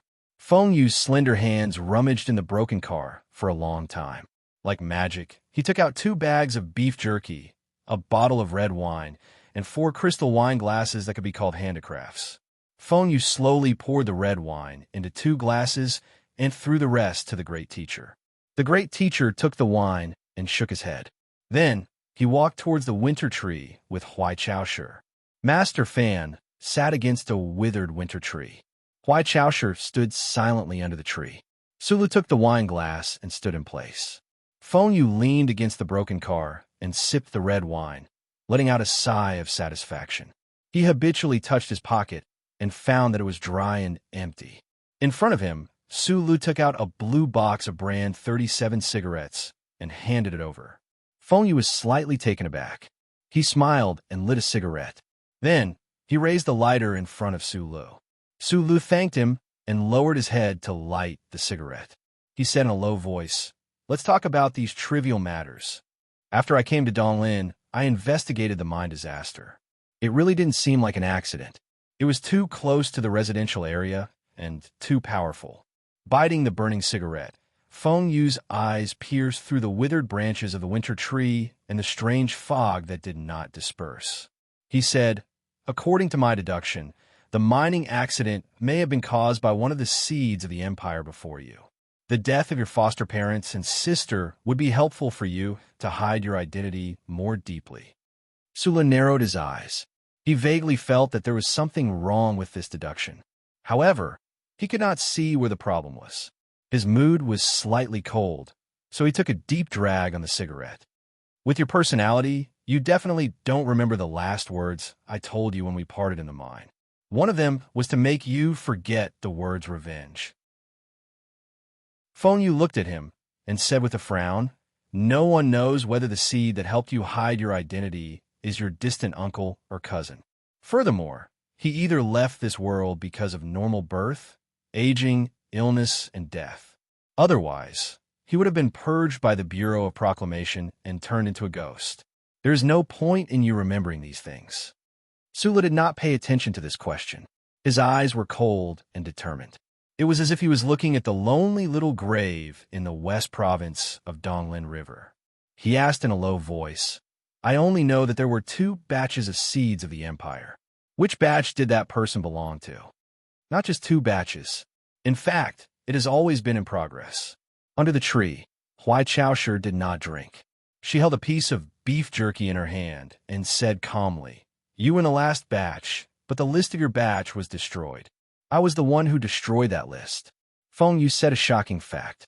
Looking at the 2 people under the winter tree, he said mockingly, "The original purpose of my teacher's seed plan was completely destroyed by that emperor of yours. It was originally to promote the integration of the 2 sides, but it was turned into the most clumsy spy plan. What was the point of continuing it?" Under the tree, Great Teacher looked at the red wine in his cup that kept reverberating. He thought of his father and sighed faintly. At that time, the federal forces were attacking the Empire's territory, which was before the explosion. Li Pifu and I found out about this at almost the same time. However, we thought that this was a plan that the Empire carried out according to my teacher's last wishes. We did not expect that my teacher had already started this plan many years ago. Therefore, we only know about the last batch. We do not know about the previous ones." Feng Yu used 3 fingers to hold the bottom of the wine glass and gently swirled it. He lowered his gaze and said, "At that time, I had already fallen out with the old man. However, that huge explosion wouldn't happen for another year, so I hated him. However, he didn't hate me that much. I negotiated with him and convinced him that those babies who didn't know anything were innocent. Under the condition that he agreed to remain silent, I promised to enter Tianjing planet for him and destroy that name list. There were very few people in that group, or rather, there were very few infants who were sent into the spatial passage by Huaifu Chai, but were lucky enough to survive." He raised his head and looked into Su Li's eyes. "You were the only one." At this moment, Master Fan, who was sitting under the tree, furrowed his brows and quickly moved his fingers. He suddenly raised his head, stared at Feng Yu, and asked, "Was it that time when you snuck into Tianjing planet and abducted my sister?" Huai Chaoshi lowered her head slightly to express her attitude.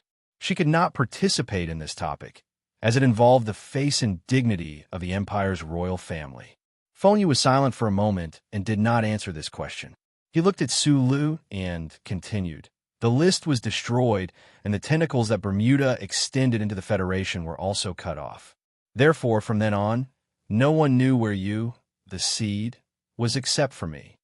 Father, and I only knew that you were still alive and should be in the Federation, but we didn't know where you were.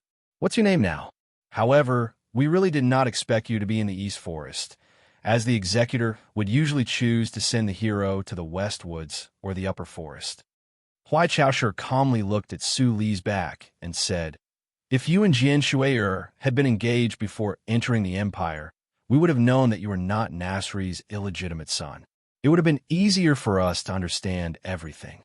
The great teacher drank a mouthful of red wine, shook his head, and sighed. Back then, I insisted that you and Jian Shui'er were half-siblings. I even thought that Nasri did not care because he was perverted to a certain extent. Feng Yu laughed loudly. No matter how perverted I am, I can't watch my children commit incest. Furthermore, how could I give birth to such a pedantic son? Su Lu, who had been silent for a long time, suddenly raised his head. His thick, straight eyebrows furrowed uncontrollably. Then, the old man should have guessed that I was from the Empire long ago. Before the old man died, he said that I was always by your side because I felt guilty towards you. In that case, he should have guessed this point, but I don't know when. Feng Yu's expression was indifferent. He extended his hand into the slightly cold air. True qi slowly gushed out, and a withered leaf above him fluttered like a butterfly. This is not difficult to guess. Apart from the perverts of my Li family, those who can have this kind of ability are either surnamed Hua or Huai. Su Lu frowned, and the two hands hanging by his side were tightly clenched. He asked gloomily, Then why didn't he expose me? Let's go back to that conversation. The old man talked about you before he died. Feng Yu smiled mockingly and said, He said that if this was a gamble, then he'd already entered the game and would definitely win. He couldn't accept it for the rest of his life. He couldn't understand one thing. Why would his younger brother, who was clearly a member of the Federation, stand on the opposite side of the so-called Federation and fight for the interests of the people of the Empire just because he had a teacher who was from the Empire? He looked at Su Lu and said, You are from the Empire, but you were raised by the people of the Federation. You lived in the Federation and received the education of the Federation. Li Pifu even raised you at all costs and truly loved you. He just wanted to know if you would be like me and still stand on the side of the Federation even after knowing your true identity. Huai Chaoshi said in a low voice, wishful thinking. Feng Yu looked at Su Lu with a faint smile. Is that so? Although I think the old man's gamble is very childish, at least for now, I don't think he is lost. Back then, in the military prison of Qingsheng, when the Federation's god of war, Li Pifu met Su Lu for the first time, no one knew what kind of complicated mental process he went through. Even when the old man fell into eternal sleep in Feiqing, no one knew. But Su Lu himself remembered that meeting very clearly. It was not only because of the awe he felt when he first saw the most extraordinary snowy peak in the universe, but also because of many details of the meeting. At that time, the old man had asked him with an extremely serious expression, Can you not betray the Federation? Of course, if something goes wrong in the future, I will personally kill you. Li Feng, present. If in the future Su Lu betrays the Federation and I die of old age, you will be responsible for killing him. Yes, Marshal. Su Lu, if you can remove the chip, you can go to the Empire and pretend to be a member of the Imperial family. On a cold winter day, sweat suddenly seeped out of his clothes. Su Lu stood on the wet land indifferently, silently thinking that the uncle's guess should be the closest to the truth. That old man should have guessed his true identity from the first time they met. But now, did he count as betraying the Federation? Nasri, why would your monster brother, who is even more cold-blooded than you, be so impulsive? Disregarding the safety of the foundation of the Federation and nurturing Su Lu, the prince of the Empire, at all costs just to spite you? The great teacher shook his head and said, This is not something Li Pifu would do. This is probably what Li Pifu is most willing to do. As long as I don't say it, no one in this world may guess that he is from the Empire. In fact, even if I say it, no one will believe me. Then, if we continue on the usual path, the one who will lead the federal forces to destroy the Empire in the future will definitely be the successor of the god of war, Sulu. Feng Yu said, "Let the Empire be destroyed in the hands of someone from the Empire." Don't you think this is the most interesting and powerful idea for an old man who has been following the rules all his life? It will be exposed one day, Huai Chaoshur said with a frown. Then it's even more interesting. The new god of war of the Federation is from the Empire. Then, what will happen next? Peace. Feng Yu drank up the red wine in his cup and sneered. Regarding this bet, he is not betting with me, but with the teacher he killed with his own hands. In my eyes, the old man has been living in the shadow of that incident for the rest of his life. He became the god of war because of it. Every time he is pushed up the altar by the Federation, the shadow in his heart becomes thicker. So, he really wants to know if what the teacher did back then was right. Feng Yu's expression was very sarcastic, and his laughter was very exaggerated and hurried. So fucking funny. Chapter 831. There's nothing funny about this matter to me. Sulu pinched the cigarette butt and looked around, as if he was looking for an ashtray. Then, he realized how ridiculous he was. He curled his lips in self-mockery and threw the cigarette butt to the ground. He looked up at Feng Yu and said seriously, "If I have the chance to go to the Empire and see that Emperor again, I will definitely ask him why he threw me here without my permission." Huai Chaoshur under the winter tree frowned slightly. She was not used to the way Su Lu addressed her. That should be His Majesty or Father, or at least Father. Feng Yu shrugged and finished the last puff of the cigarette. He spat the bitter saliva beside his feet and said, "I agree with that. That guy is indeed a bit perverted. But he is too far away. The old man is already dead. The three guys who changed my life are now right in front of me. So, just like how I always asked when I was young, I really want to ask you clearly." Su Lu finished the red wine in the cup and put the cup on the broken card. He looked at him and asked seriously, "Who are you, you son of a bitch? What right do you think you have to control my life? A traveler in the stars? No, the former great teacher might be, but you are not. In the past few decades, you have created so many storms in the universe. Why? Revenge for your teacher? But why do you always stop when you're halfway through? Because you lack patience? Or is it because you're really cold in nature and don't care about anything? You, as George Carlin, opened the iron window above the heads of the people of the lower class and let them see the sun. Then, you started to smash the solid wall with all your might. The students and the anti-government army started to rebel happily. You even gave Qiao Dao a blue light. The conflict intensified and the war started. Where did you go in the end? You went to the Empire to support the underground resistance. You befriended Mr. Leader and put your other student, Qi Dabing, in there to help him become the next leader. In the end, you returned to the Federation. You just ignored it? You gave birth to a daughter, but in the end, you threw her to the old man you despised the most, while you wandered the universe and enjoyed yourself. You took in an apprentice, and that's me. Look at me now, don't you feel guilty?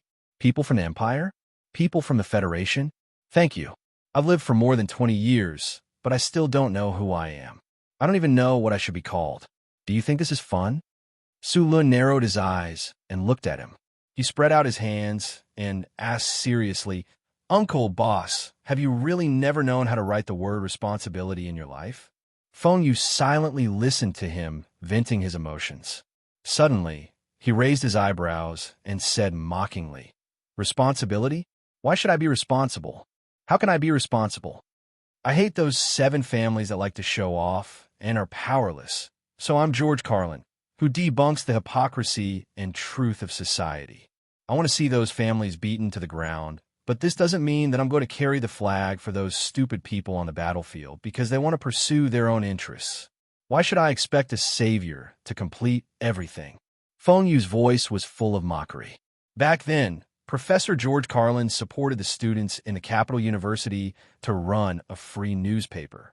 In the newspaper, he scolded the cowardly government the incompetent army, and the mummified families that like to sit in armchairs. He scolded everything from the president's wife to the eccentricity of the Liyuan Palace. Later, the Salem Bank sent a huge sum of money. The students held a meeting with two topics. First, should they accept it?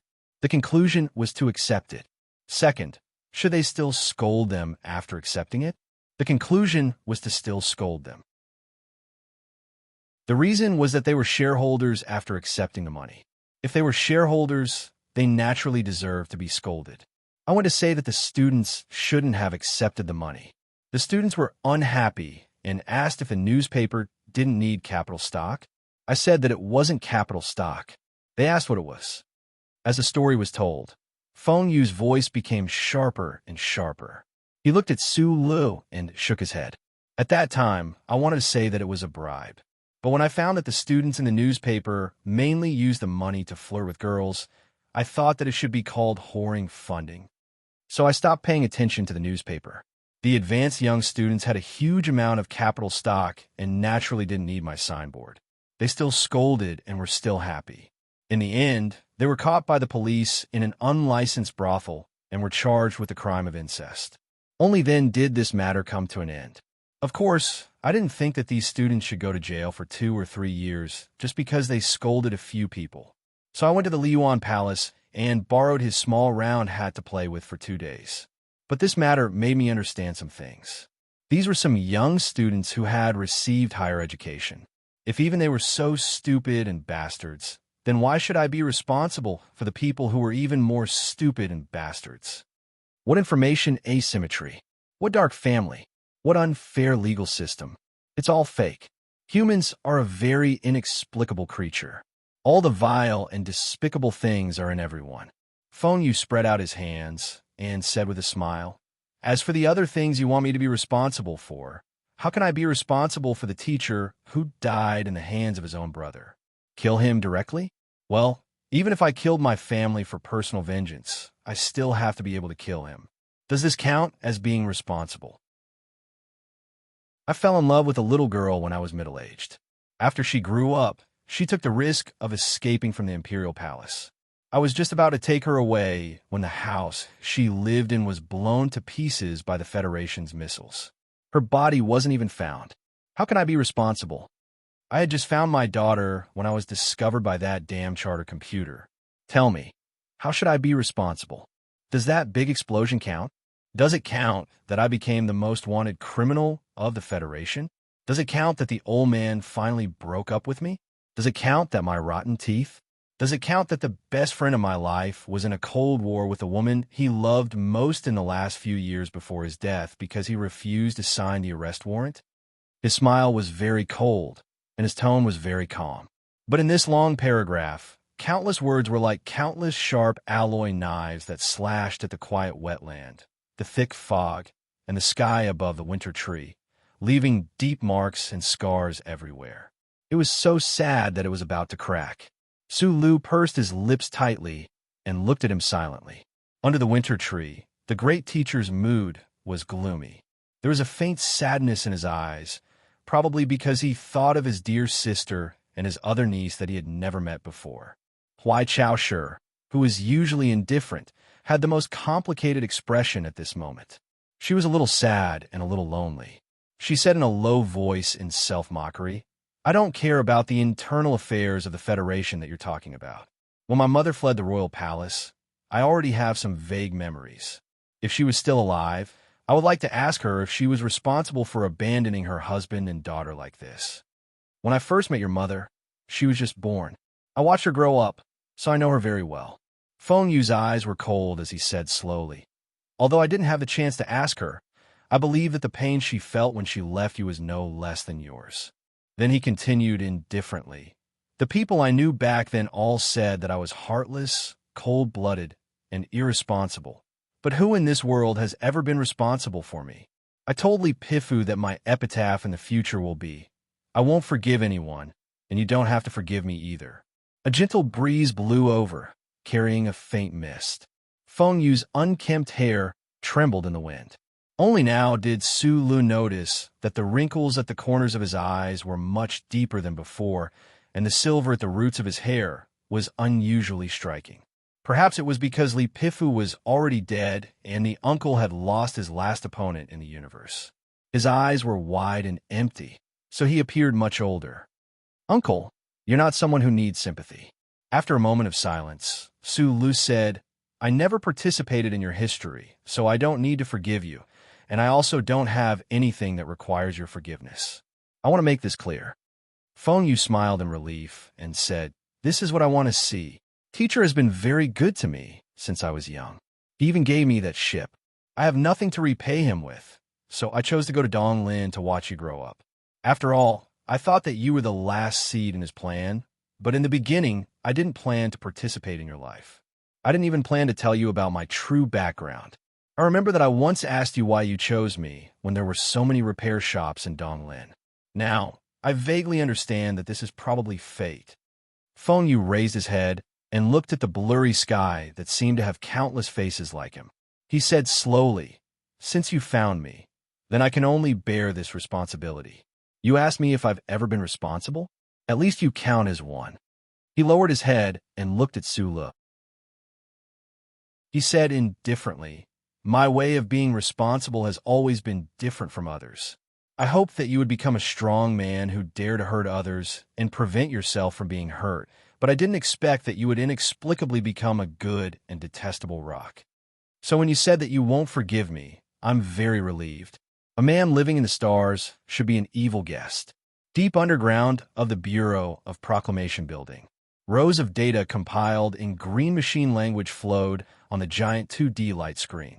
There was no Bureau of Proclamation staff in the spacious space. Only the data mixed with the faint sound of static electricity flowing at high speed, like a dark green waterfall. Other than some extremely strange and abnormal geniuses, no one could see or understand the true meaning of the machine language. Naturally, no one could see it clearly. Every 5 seconds, the image of an eye would appear in the green waterfall of data. It would appear for about 0.001 seconds. The eye had no human emotions. It seemed to be looking up into the distance. It was unknown where the indifferent gaze was looking through the countless meters of underground. Abnormalities 1 to 73 have been overlapped. The bait plan will enter the next phase. Draw up an attack plan and submit it to the relevant departments for approval. Warning: this is the first sequence of events. The Federal Central Computer coldly issued the warning. Then, the precise coordinates of the center of the wetland, shrouded in thick fog, were transmitted at the speed of light to the qualified departments. Chapter 832. Evil Guest. I've always paid for my meals. In the morning mist and wetland, Su Li's unrestrained rebuttal rang out. It was obvious that he did not intend to show any mercy to a certain person's conclusion that was full of life insights. You walk among the stars, shaking your big ass everywhere and pretending to be an evil guest. Then what am I? Don't I need to pay for the meal on your table after it's finished? Then, after so many years, you just sit down and sigh with a few words and call it a day? Even if you can threaten me, even if I'm old, shouldn't you at least treat me with a better attitude? Respecting the elderly is a form of courtesy. Feng Yu raised his eyebrows and roared at him. Yes, I didn't take care of you much in the East Forest, but without that cannon of mine, do you think that the infatuated princess who thinks that she can tear apart the universe with brute force could have escaped from that deadly prison? Huai Chaoshi glanced at him coldly with an expressionless face. Sulu had long guessed that the main cannon of the battleship that came from beyond the atmosphere and blasted through the snowy night had something to do with the man in front of him, but he had no intention of thanking him at all. He said mockingly, "Old people are often as smug as children. It's really hard to respect them. I know that you are still immersed in the self-identity disorder and the inner struggles of those so-called artistic youths, so I don't blame you for losing your composure. I will take responsibility for you." Feng Yu paused for a moment and said calmly, "Go to the Empire, little guy. I believe that as long as you return to the Empire, the stories that will happen in the future should be able to mend your fragile heart and satisfy the ridiculous morals in your heart. Sulu looked at him in silence, waiting for his explanation. Regarding this war, there is only one result. Between the Federation and the Empire, whoever can integrate the resources more effectively will obtain the final victory. In other words, the one who monopolizes power will definitely win. The president of the Federation, who likes to pretend to be a minor, saw through a long time ago. That's why he wants to have power like an emperor. The people and the parliament are easy to deal with, but the few big families are a problem that he has to deal with. The problem with the Federation lies in the families that share a symbiotic relationship with it. If we ignore them, they will consume the flesh of the Federation, causing it to age, harden, and decay day by day. But if we try to dig out these tumors, the Federation will bleed to death. Feng Yu said mockingly, "If I can't do it, who else can?" On the contrary, your emperor in Left Sky Star area is cold-blooded, a bastard, and a hypocrite. Look at how he dealt with Keaton and the other princes. In the next 30 years, no one can shake his throne. Therefore, the Empire will definitely win. This was a war that spanned across the River of Stars and was very likely to set the entire universe ablaze. Yet this man with a mouth full of rotten teeth in the morning mist casually pointed out the final outcome. Some of the 3 people present were willing to believe it, while others were unwilling to. However, they had to admit that even though this reasoning was simple and even unreasonable, since it came from his mouth, it was extremely powerful. Just like how he was so confident and even narcissistic when he mentioned the problems within the Federation, it was completely unquestionable. Even he could not overthrow the 7 great families. So how could the current government do it? You're not a guy who can watch your biological parents beat your adoptive parents until they're covered in blood without saying anything. Feng Yu looked at Sulu and said, "Teacher wants peace. Right now, you should be in great need of this mental soothing agent. Therefore, you must return to the Empire and return to the side of that emperor of yours. You can even try being the emperor for a few days for fun. Under the winter tree, the great teacher stood up with the help of the tree trunk. Rubbing his back, he said, "The one who wants peace is my father. I will give it to him. I don't need a guy like you to meddle." Huai Chaosha put down the wine cup in his hand and looked at Su Lu. "What we want is victory. Peace can only be the spoils of war after victory. But right now, I don't want anything because these things have nothing to do with me." Su Lu shook his head and looked at Feng Yu. "In the end, my life has been played by you people. Please allow me to raise my middle finger to you old people from the depths of my heart. Furthermore, I don't want to continue being controlled by you people in the future." He raised his left hand. The metal bracelet on his wrist seemed exceptionally holy in the milky mist. "I will not return this bracelet to you. Just treat it as the compensation you gave me on behalf of everyone in the first half of my life." Then he shrugged and continued, "Furthermore, I believe that I deserve that sentence more than you do. In this aspect, I have the confidence to show off a little." Feng Yu looked at him and spread out his hands. "I have already returned that stupid electronic watch of yours to you. I snatched it from that idiotic student of yours. So let it not back down. I am very unhappy that you threw away the thing I gave you to someone else." Feng Yu said in disgust, "I mainly wanted to tell you that I'm still alive. I don't want a little boy in this world to cry whenever he thinks of me." He scratched his head and said, "You should have finished asking your questions. It's my turn. I just want to know what's going on between you and that broken computer, and what did you get that weird permission from?" "I accepted the initiative to contact you." Su Lu gave a simple answer. Some remnant information in the chip activated a backdoor program of the Federal Central Computer. Thus, I became the first target of protection. Remnant information? Feng Yu's brows furrowed as he thought of some very important questions. However, he did not explain anything. After a moment of silence, a faint self-deprecating smile appeared on his face as he said, "I escaped under its nose for several decades. Only now do I know that I actually had 71 chances to talk to that guy directly." "Do you regret it?" Sula mocked. "No." Feng Yu raised his eyebrows and laughed. "Talking to a stupid computer directly is too stupid. The strange and thick fog in the morning finally could not withstand the invasion of the sun and gradually showed signs of dissipating. Sula looked at the uncle's weathered face and said, "Uncle, I don't care if you really dismantled that ship or not, but I know that you have a way to take them away from the Federation. Please take them away." Hearing this, Huai Chaoshi, who was under the winter tree, frowned. She did not expect that Su Lu would still insist on not returning to the Empire with her under such circumstances. "What about you?" Feng Yu looked at a student with a smile that was not a smile and said, "You insist on staying." Master Fan suddenly thought of something, and his expression changed slightly. He took 2 steps forward from under the tree and said in shock, "Kid, do you really want to learn from that guy in the 8-part opera and commit suicide in the end?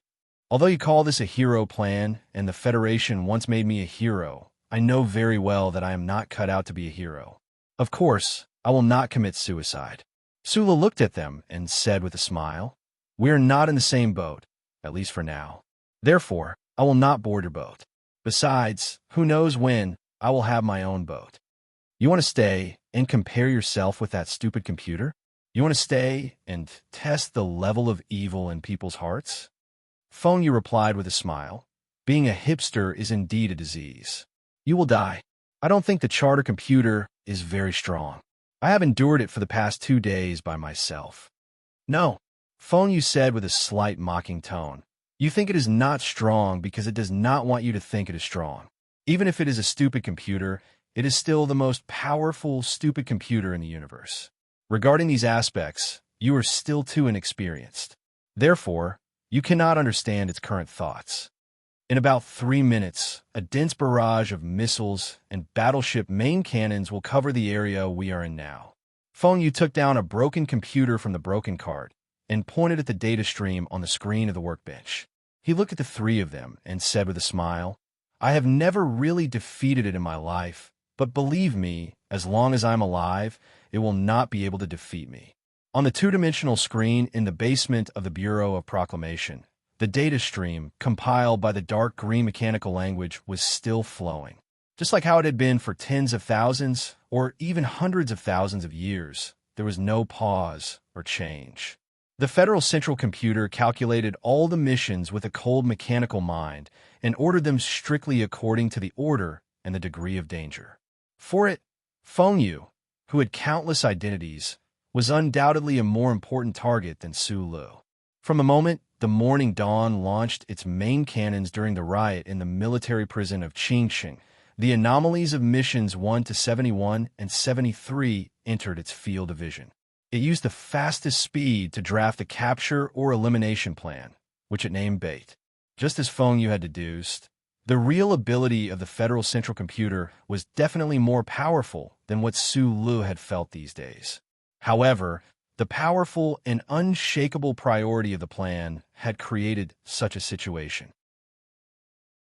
If it was described in terms of anthropomorphic thinking, it was probably deliberately showing weakness to lure more important enemies into the encirclement. The overlapping of anomalies and the arrival of additional important targets directly triggered the relevant program. From the perspective of the plan, the Federal Central Computer's arrangements and calculations were very precise and perfect. There was nothing to nitpick about. The elimination plan was to be carried out in an uninhabited wildlife sanctuary. Although the dense fog affected the fixed location of the military satellite to a certain extent, as long as the amount of ammunition was increased, it could still guarantee that the targets would be completely eliminated in the first place. The 3 battleships on standby outside the atmosphere were ready to launch their main cannons. A certain land missile base in South Kizhou had launched a powerful missile. However, as time passed, the missile was still not launched. The plan drawn up by the Federal Central Computer had encountered some kind of setback. It had nothing to do with the data stream that had quietly snuck into the light and then disappeared like a thief. The Federal Central Computer had already done the core data protection. The green data stream on the 2-dimensional light screen flowed slowly. After an unknown amount of time, the image of the eye that appeared once every 5 seconds quietly emerged. It calmly and silently watched the humans in the Bureau of Proclamation building and the officials who were fiercely debating in the official residence. It could not understand why its plan was so perfect and simple, but these humans were unable to carry it out. It had been at least 7 minutes since the alarm was sent and the request was submitted. However, the humans who had the authority still had not made a decision. Unable to directly carry out physical operations, the Federal Central Computer had to work under the orders of the humans. Therefore, it could only wait in silence. It could not even feel angry. It was so lonely and lonely. Chapter 833. In the underground meeting room of the president's residence, the heated argument was still going on. The National Security Advisor slammed the table angrily and yelled at the Bureau of Proclamation official in front of him.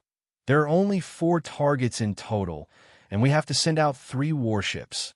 And hundreds of Inferno missiles are going to be fired at them? Who the fuck came up with this plan? Is there something wrong with the charter computer? Sir, those aren't normal targets. The current situation is that even if the Bureau of Proclamation activates the program to open the electronic fence by the time the special forces arrive, those 4 people will have already escaped. The most important thing is that none of us are confident that we can capture these people with our ground forces. The Deputy Minister of Defense retorted with a gloomy face. Hundreds of Inferno missiles and warships do seem exaggerated, but we really need such powerful firepower. If the charter computer didn't make a mistake, other than Sulu, the Empire's princess, and the Empire's great teacher, the other person is the mechanic Euphone. 6 years ago, when the 4 military regions carried out the last assassination mission, they sent out mecha teams and warships, but they still let him escape. Sir, I hope you won't forget this point. Sitting at the end of the long table, General Lee Jae-do had been silent the whole time. He looked at the operation plan in front of him thoughtfully. His digital pen lightly moved, and no one knew what he was thinking. The old man who appeared in the middle of the wetland was his uncle, the person he was most wary of after that night of coffin support. He had hoped countless times that this person wouldn't appear, but in the end, that person still came. As a member of the Federation, of course I know the importance of those 4 targets, but I have to remind you of one thing. The National Security Advisor pointed at the electronic map on the screen and roared. The protected area is close to the back of Macho Mountain. The target location is less than 7 kilometers away from the manor. That is the Tai family area recognized by the government. What do the missiles and warships mean? Could it be that they want to declare war on Lady Tai? Or is the government ready to declare war on all 7 families? He took out a handkerchief and wiped the sweat on his forehead. Coldly looking around, he said in a hoarse voice, "You are only thinking about the war between the Federation and the Imperium, but I am more worried about whether the Federation will officially enter a civil war because of this attack." There was silence in the conference room. The generals and officials knew very well that what the security advisor was worried about was very frightening. However, the Federation would not allow such a situation happen if they did not launch an attack, while the Empire's princess was right in front of them. Lee Jae-do, who had been silent all this while, suddenly spoke. "Launch a warship attack." The Deputy Minister of Defense beside him frowned and said, "The main cannon of the warship is an instant attack. Logically speaking, there should be no problem. However, Mechanic Euphone can't use conventional logic. Without missiles to increase the coverage, the attack is very likely to fail." At this moment, the heavy alloy door of the conference room slid open smoothly, and President Pabre, who had forcibly interrupted an important trip, hurried in. He waved his hand to stop everyone from standing up and saluting, and said in a deep and powerful voice, "Execute the plan according to the central computer." The generals and officials in the conference room were slightly stunned. Their expressions were all different, and they immediately began to implement the battle plan. The president placed his hands on the table and silently looked at the light screen above his head. His expression was abnormally solemn. The Madam of the Back Mountain had just made a decision that shook him. She had opened up the Crystal Mining Consortium. In the face of such a concession, the government had to make a corresponding response. The Parliament Hill needed a very long time to review the matter. However, could the government's response be the attack of the warships, main cannon, and countless missiles? In terms of political stability, the president should have chosen a more reliable method, but he did not. He directly and forcefully issued the order to attack, because in the center of that wetland were two important figures of the empire, the most wanted criminal of the Federation, and more importantly, Su Lu was there. President Pabre looked at Li Jiedu and said expressionlessly, "I will immediately call Lady Tai to avoid causing her to make a wrong judgment." That madam will not make a wrong judgment. The troublesome thing is that she is very willing to make a wrong judgment and then seek the relevant benefits, Li Jiedu calmly replied. Some people can use the overall benefits of the Federation to bargain, but we cannot. The president looked at the satellite image on the light screen and looked at the ground that was faintly discernible in the fog. He said indifferently, "We must be responsible for the Federation." In the center of the wetland, the winter tree gradually became more and more blurred behind the several figures. Mechanical calculation is never a real thought process. The seemingly omnipotent central computer of the Federation is actually not that scary. No matter how powerful the tool is, it is just a broken tool in the hands of the stupid and indecisive human. Uncle Fengyu reached out and took the box of brand 37 cigarettes from Su Lu, who was pushing the cart. He took out a cigarette and lit it. He walked slowly and talked slowly, completely ignoring the countdown and the possibility of the imminent terrorist attack. His disdainful and indifferent expression was incomparably powerful and vigorous. There's a theory that the key point of the official origin of human beings before the catastrophe was learning how to use tools. In my opinion, it is very regretful or shameful that human beings have not evolved a bit since then, especially the way they use tools is still so clumsy. Fengyu glanced at the broken light screen of the broken computer on the broken cart and shrugged. Even if the central computer has protected the core data, it is meaningless. It has to wait for someone to give the order. But people have to think, if they throw a bomb here, what will the old woman behind the mountain in front think? I didn't choose this place blindly.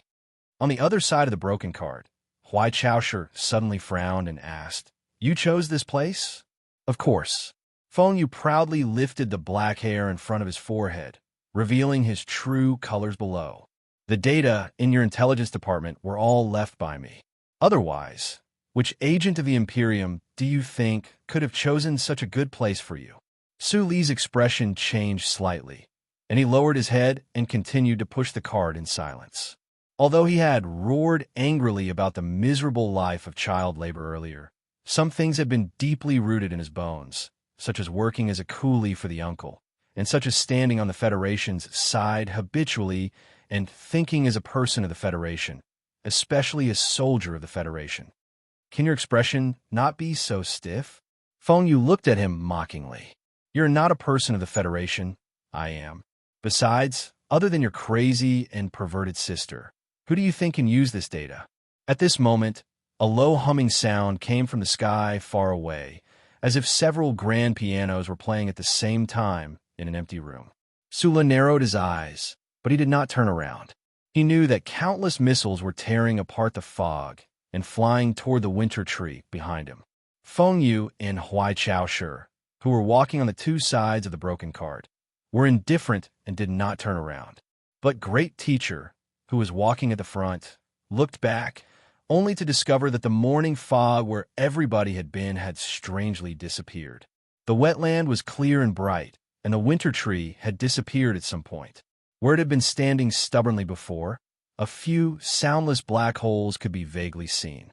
300 Ardent Fire 2 missiles were launched, and countless explosions rang out one after another, as if the deepest drum of an orchestra was beating the ground. The wetland began to tremble. The frost-white grass, the gradually solidifying ice, and the remaining branches were dismembered by the cheers of the high-energy explosives. The debris that they turned into at the cost of their lives drifted in the air.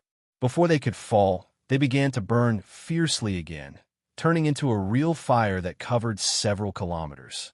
At the edge of the raging fire, there were 4 people who seemed to be leaving slowly, but were actually leaving quickly.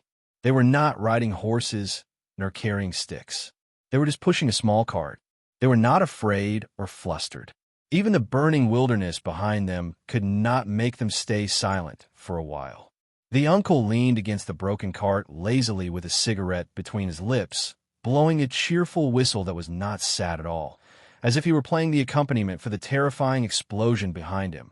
Walking to a nameless puddle, Sulu looked at the uncle next to the cart and could not help but remark, "Uncle, I have to admit that your narcissism is very reasonable. You are indeed vigorous." "This is vigorous? When I was vigorous, I was much more vigorous than this. Pure seafood." Fengyu looked at him and said mockingly, "To deal with that broken computer, it is not enough to understand it. The more important thing is to understand those who use it. What are those government officials and generals thinking in their heads? What are they hesitating about? And what can we use in between?" Tools were used by humans. To fight against a powerful tool was, in fact, to fight against the people who used it. This seemed to be a very simple principle, but Su Lun knew very well how difficult it was to use this method to find the gaps between those lights, because the complexity of the human thought pattern was even more complex than that of the charter computer. "This is not difficult." Fengyu looked at him and said indifferently, "When you turn this judgment into some kind of vague instinct like me, there won't be any problems.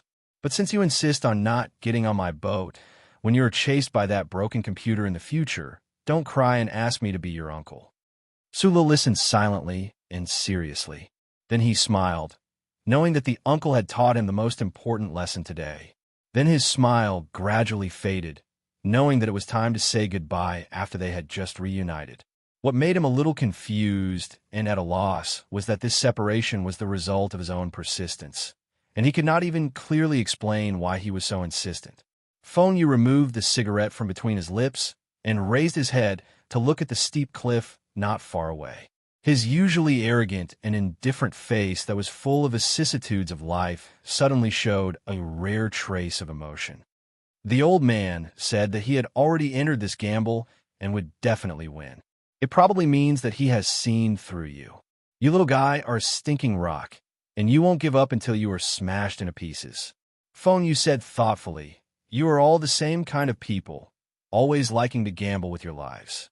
But in my opinion, life should not be wasted like this. If you care too much about something, you'll be dragged into the abyss by those things, and it will be difficult to rise again." He raised his head and looked at the clear blue sky that was gradually revealing its true appearance. He said mockingly, "Just like this crappy computer of yours. More than 10 billion dogs are chained to the Federation, but in the end, you have become a dog for more than 10 billion people." Chapter 834. Anything that you care about can be a dog chain. Yes, including hometown, lover, hot-bloodedness, honor, comrades. Yes. Sulu looked at the white cliff reflected in the shallow pool in front of him. After a moment of silence, he raised his head and looked at Fengyu with a smile. "I also don't want to be tied by a dog chain, even if it's related by blood or something like that. So, I have to break free with force and then walk my own path." Fengyu looked at him calmly. "Even if it means death?" "Even if it means death." Sulu turned around and looked at White Saosher's messy and slightly dirty purple hair. He looked at her ordinary face and looked at her small eyes. "Sorry, I'm very grateful for you coming, but I really can't leave with you." After saying this, he hesitated for a moment and then opened his arms somewhat stiffly. White Saosher's expression froze slightly. She opened her arms like him, right arm slightly up, left arm slightly down, and slowly and hesitantly took a step forward. The two of them crossed their arms somewhat awkwardly. Their upper bodies leaned forward and gently hugged like two pieces of wood. Then they separated. "Can you promise me one thing?" Sulu looked in her eyes and said softly. Huai Chaosher looked at him quietly. Sulu hesitated again and said with some difficulty, "The thing you took from Zouyu is too big of a threat to the Federation. After we return to the Empire, can I trouble you to destroy it?" White Saoshir's eyes gradually narrowed. There was some coldness and faint disappointment in her eyes. Sulu knew that there was no way for him to not be angry when he said something like this at this moment. He lowered his head and said, "If that thing falls into your hands and is cracked, too many people in the federal forces on the front lines will die. Although probably no one thinks so right now. Some of them are my subordinates and comrades after all. Then, have you ever thought about how many fewer Imperial soldiers would die if that little blue device was cracked? And they are your real compatriots?" White Saoshir narrowed his eyes and slowly clenched his fists. After a while, he slowly released them and said with a trace of tiredness that was difficult to suppress, "I promise you." "Thank you," Sulu said. "I know you're disappointed. I'm sorry." White Saoshir looked at him coldly and said, "I know what kind of person you are, so my real disappointment is that since you don't want to go home with me, your last words before leaving are actually this." That wasn't the last sentence. Sulu looked at her and paused for a very long time. Then, he said, "I will go to the Empire to see your sister." Hearing these two words, White Saoshir's narrowed eyes slowly relaxed. The lines and expression on her face that seemed to be carved from steel suddenly melted into the branches of spring. She reached out and patted Su Li's shoulder. Without saying anything, she turned around and left, crossing the river of stars to come to the Federation, disregarding the risk of life and death, even throwing the Empire and all of her responsibilities to the back of her mind. This most powerful princess just wanted to bring her younger brother home. Even though her wish was not fulfilled, she was already satisfied to hear the last two words. The wilderness was full of the pungent smell of residual fire and ammunition. The frosty grass by the wetland was completely withered and charred. The three people walked into the smoke. They could faintly hear some very unnutritious dialogue. They could vaguely imagine what kind of story would happen in the long journey that followed. "I didn't expect that I would have to be a nanny for once when I'm old." This was the uncle's arrogant and infuriating sigh. "Nasri, I definitely don't mind beating you until you can't take care of yourself." This was White Saoshir's calm and confident threat. "Yes, I'm very willing to be his nanny in this situation." This was the direct expression of a master. Seeing those figures disappear into the wildfire and wild grass, Sulu slowly retracted his gaze. He tidied up his equipment and silently left to the other side, his face expressionless. He could not go back to the Empire with White Saoshir. He had killed too many people from the Empire. Macklin was his uncle, and that butcher Keaton should also be some kind of relative. In this kind of situation, he did not know how to face that strange country. This was not the key to the matter. He believed that Her Majesty had enough methods and iron blood to suppress all voices of dissent. The real key was that he had been to the Empire before. He did not like the Empire. Compared to the Dark Federation, the human world of the Left Heaven Star region was even more naked and dark. He could not imagine that he would live a peaceful life in that kind of hierarchical society and enjoy the blood and sustenance of hundreds of millions of lowly people. He could not imagine that he would one day lead the Imperial Royal Army to fight against the Federation. He could not imagine that one day he might run into the 17th Division. He lay, Xiong Linquan, Hua Xiaoxi, Gu Shifeng, and the others on the battlefield, but he had to raise the gun in his hand, wander together with the uncle. A slightly cold pain appeared in the depths of Su Li's eyes. The uncle had just said that the mine disaster that killed his parents in Xi'an was caused by the previous generation of seeds of the Empire. But other than him, even the Imperial royal family did not know where he was. So how could that seed of the Empire know? He walked alone in the wetlands and entered the short shrubs at the foot of the mountain. He did not pay attention to the fighter jets whistling through the sky. His heart was heavy and frustrated. He could not go to the Empire, and he could not stay in the Federation. The universe was so big, so where should he go? At the edge of the new moonlight and shadow, a quiet and broken tri-winged spaceship floated in the dark space. Inside this spaceship that looked down on human society like a ghost, an angry and resentful voice echoed.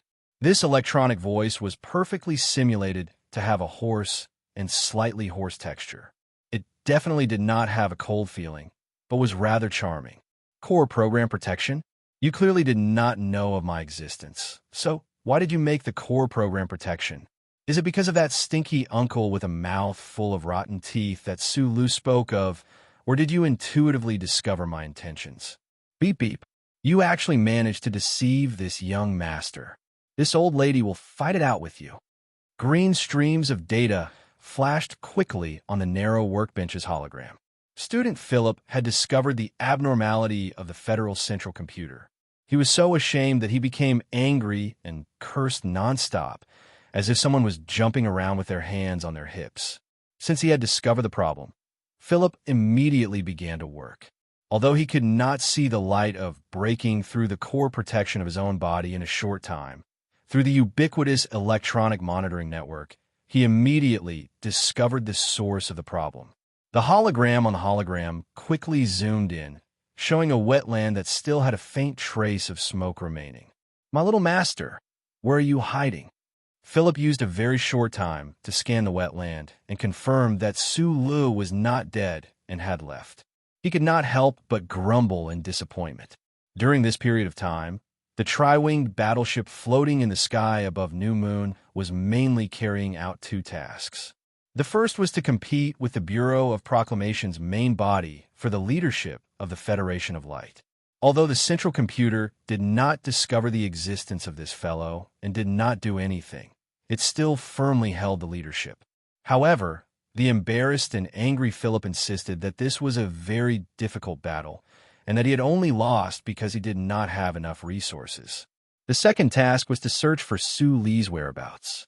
However, the Federal Central Computer could not find Su Lu, and naturally, the tri-wing battleship could not find him either. Philip quietly hacked into the monitoring network and began to continuously monitor 50 important locations. These monitoring points were all locations in his memory that had a special meaning to Su Lu. Linhai State's Lihua University, including the library, the H1 area, the Iron Gate, and the female dormitory. Linhai State's gymnasium, especially the underground parking lot. Shell Motor Company's headquarters, especially the Research Institute, as well as the Whitewater Security Company, the Ministry of Defense building, the training base, and the Wangdu Youth Residence. The voice in the tri-winged battleship suddenly quieted down, and a tea house on the street next to the Wangdu Youth Residence appeared on the screen. Outside the tea house was a little girl wearing a pink sweater and carrying a heavy school bag. She looks very familiar. The streets of the capital in winter seemed particularly bleak. The annoying wind passed through the apartment buildings, cutting the faces of pedestrians like knives and the bodies of trees before smashing themselves into ice shards under the walls or windows. Zhang Huiyan stood outside the floor-to-ceiling glass window of a tea house. She exhaled a mouthful of white fog, brushed off the ice on her mask, and put it back on. Her two eyes, which were exposed outside the large mask, looked around attentively at the youth residents opposite her, not caring about the frost hanging on her slender eyelashes. The sweater was very thick, and the earmuffs were very warm. The little girl was not very afraid of the cold, but the backpack on her back was too heavy. Her feet were a little stiff, and she couldn't help but stamp her feet. She thought silently in her heart, I've already searched the Shishan courtyard in Charter Square. Could it be that I really have to go to Linhai State? She wasn't afraid of the long journey, but she was worried that in the process of searching, she would miss that guy again. Inside the floor-to-ceiling glass window, the owner of the tea house, who was also a waiter, kept looking at the little girl outside the window curiously. Doing business on the street, the owner didn't know how many strange situations he had seen over the years. But in such a cold winter, a little girl who was fully equipped to resist the cold actually stood on the street for half a day. It was really rare. What kind of perseverance did this require? He couldn't help but think of the beautiful woman who cut her cheek in the tea house that year. His heart slightly moved. He knocked on the glass and smiled to indicate that the little girl could come in to warm herself. Zhang Huiyan heard the knocking behind her and curiously looked back. After understanding the other party's meaning, she shook her head to indicate that she didn't need to. Although the big mask covered 2/3 of her face, her eyes narrowed like the moon, clearly showing the sweet smile of gratitude. A man wearing a woolen coat walked out of the restaurant next door. The man was obviously drunk, and the words he muttered indicated that he should be a government official. Just as his subordinate went to get the car, the man noticed Zhong Huiyin standing on the street side of the tea house. He saw her beautiful and clean eyes and didn't know why his heart moved. He staggered over and put his arm around the little girl's shoulder. He laughed and said, "Little girl, where are your parents?" The door of the tea house was pushed open, and the owner ran out. He pointed at him and shouted, "What are you doing?" Although through the mask, the stench of alcohol could still be smelled. Zhong Huiyin frowned in disgust. She felt that the hands that were holding her shoulders were getting tighter and tighter. She finally couldn't help but put her right hand into her pocket.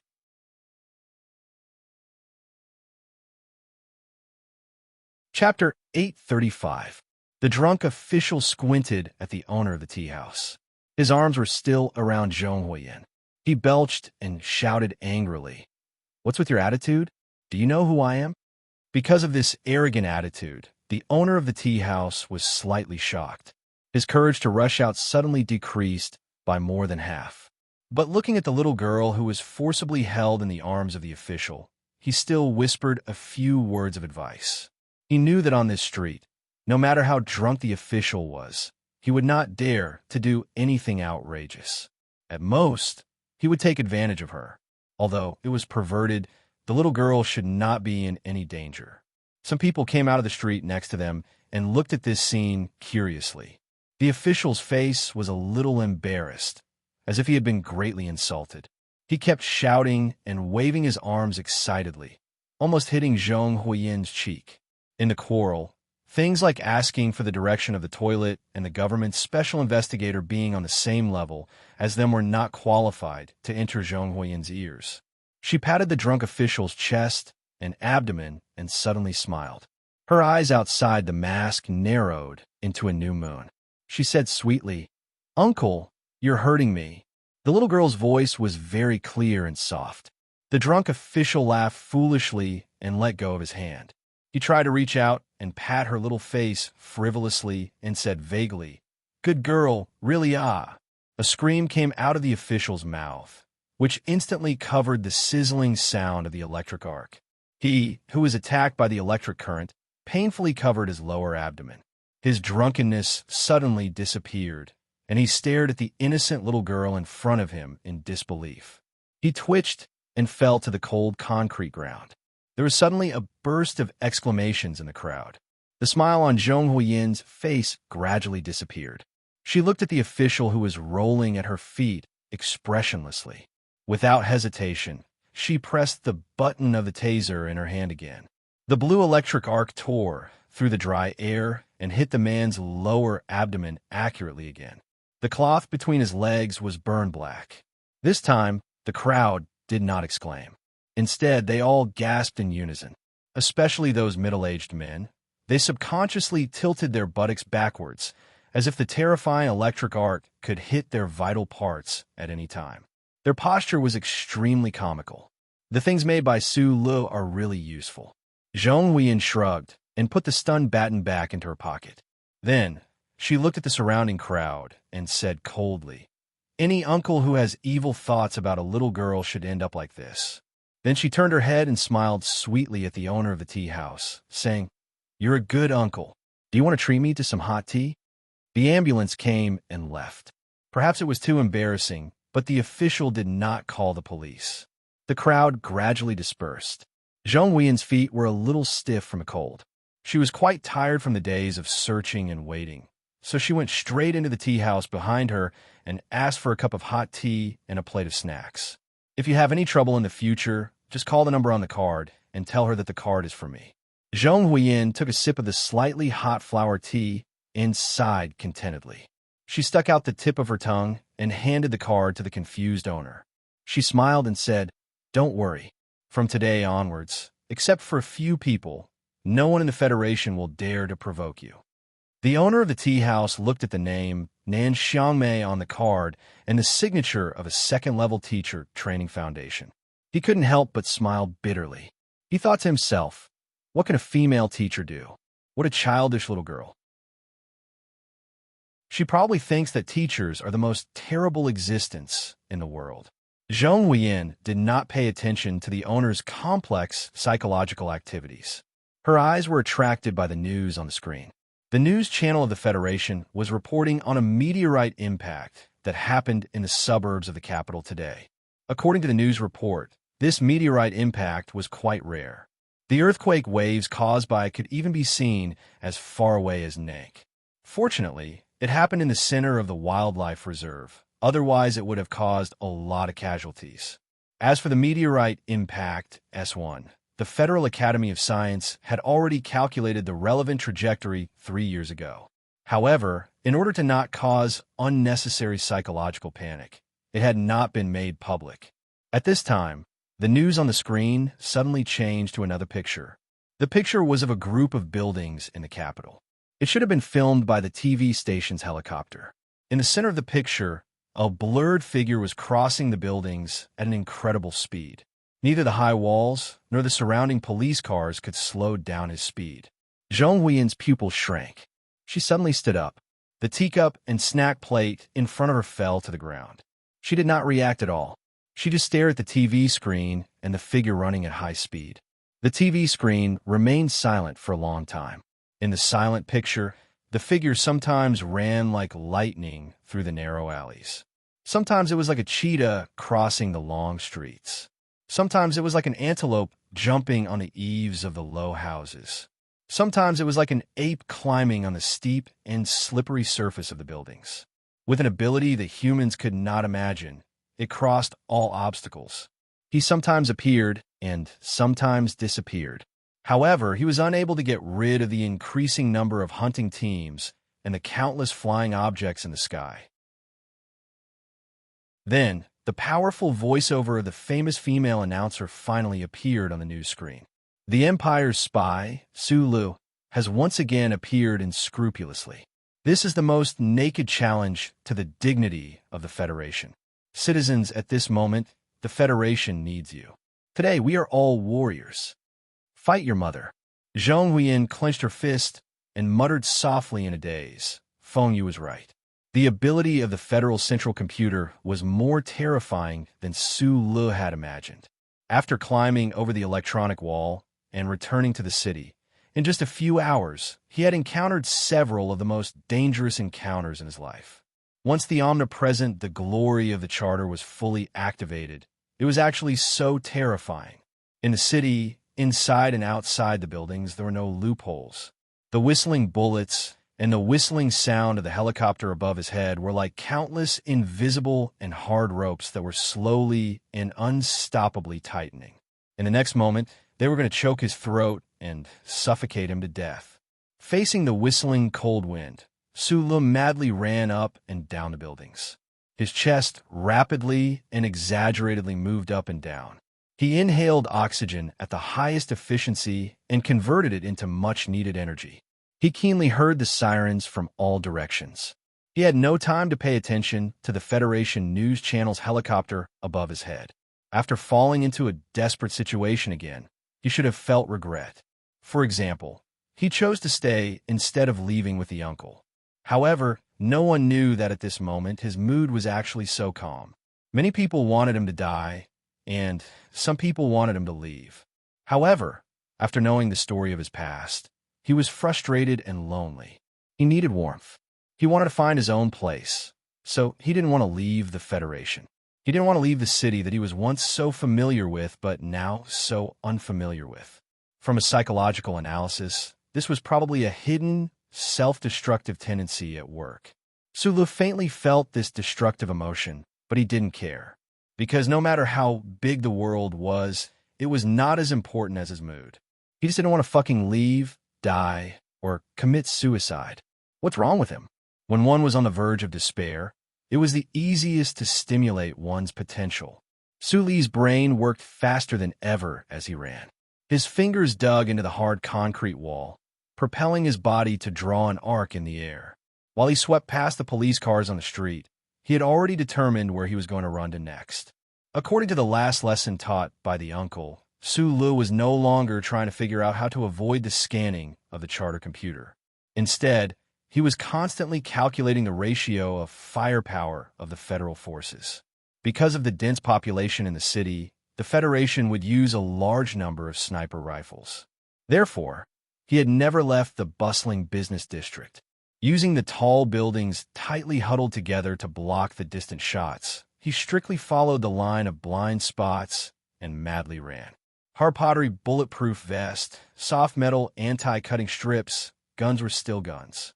In close combat on the streets and alleys, there was simply no one who could stop him.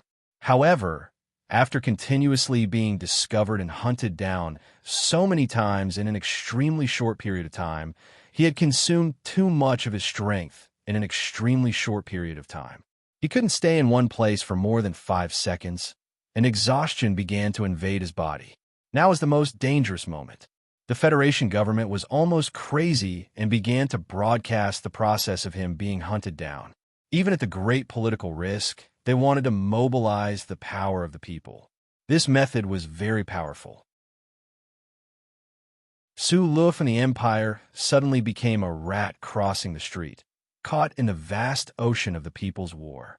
Every electronic valve in the streets and alleys was guarded by brave people holding wooden sticks.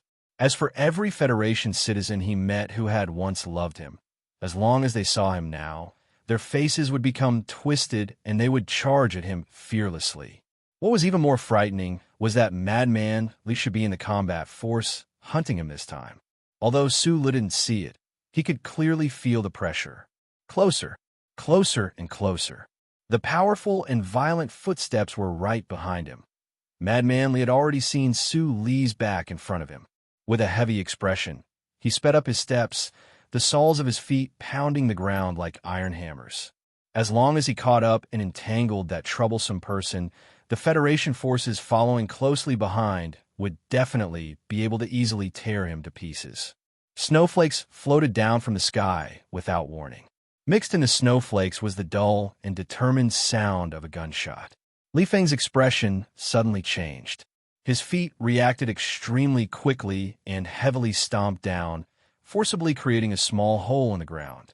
His body violently trembled as he backed up, avoiding the high-speed gunshot from afar. Immediately after, 6 sniper rifle bullets were clearly and extremely intimidatingly fired in succession. Pooh! Pooh! Pooh! Pooh! Pooh! Pooh! Pooh! Pooh! On the ground and walls, 6 flowers of cement and dust instantly bloomed. The extremely precise bullets actually forced him out of the back alley of the building. The gunshot stopped. Li Feng turned his head and looked ahead. There was no trace of Su Lu in front of him. His expression was extremely ugly. 2 kilometers away, on one of the floors of the only building that could lock onto the back alley, Magnolia silently lowered her head and disassembled the sniper rifle. Her mouth continuously chewed on the orchid-flavored chewing gum. In the past year, she had gotten used to holding the kitchen knife in her hand, so her movements of disassembling the gun were still as smooth as before. The fluttering hair on her forehead had long been cut short, but her aura was still as seductive and enchanting.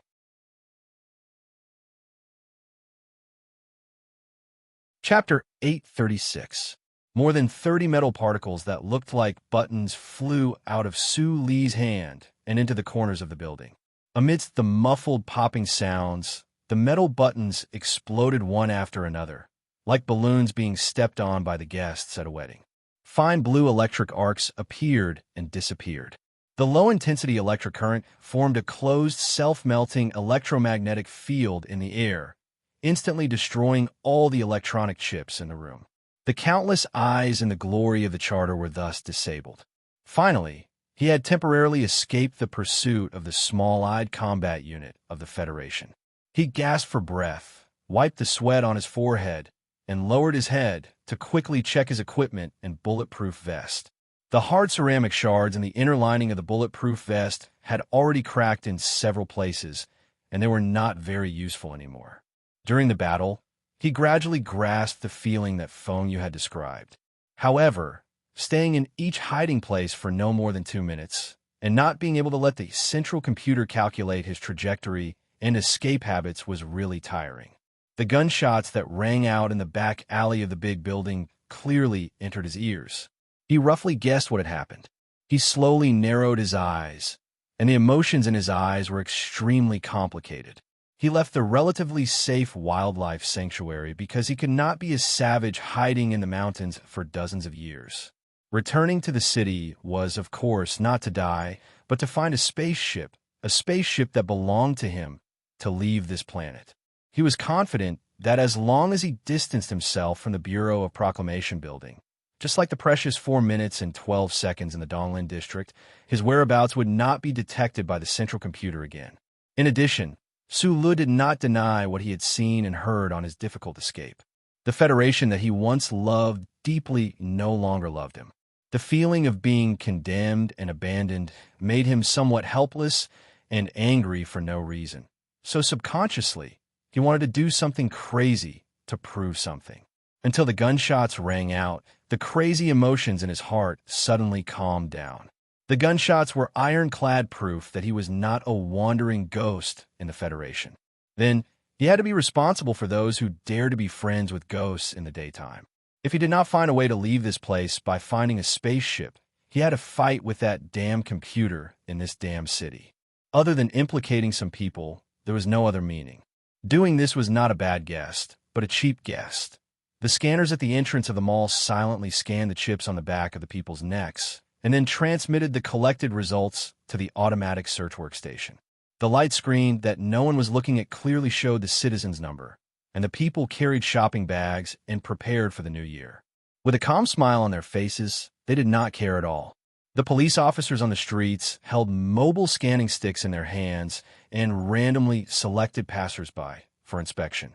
The device accurately reported everyone's citizen number.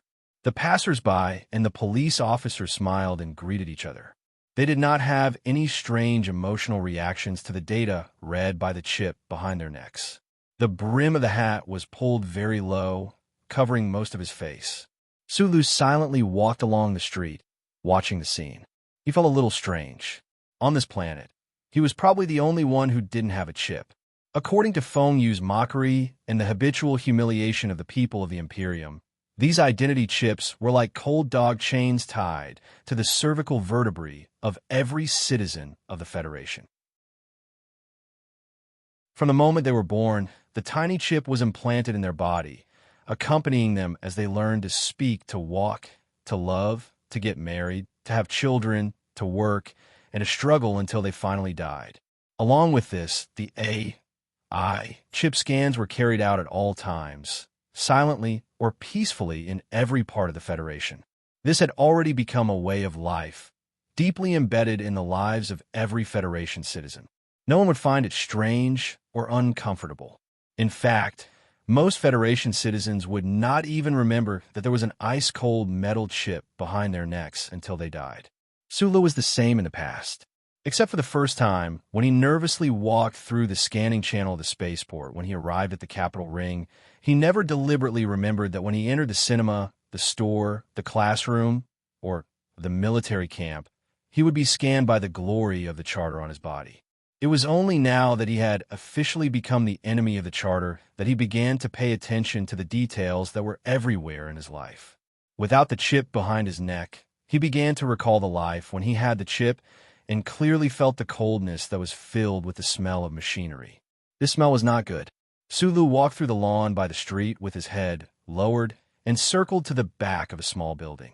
He pushed open the door and walked in. His face was too pale because of the blood loss, and he appeared particularly weak under the dim light. The breathing between his thin lips was very heavy. What was even more frightening than the fatigue and injuries was the mental struggle, which made his situation very bad.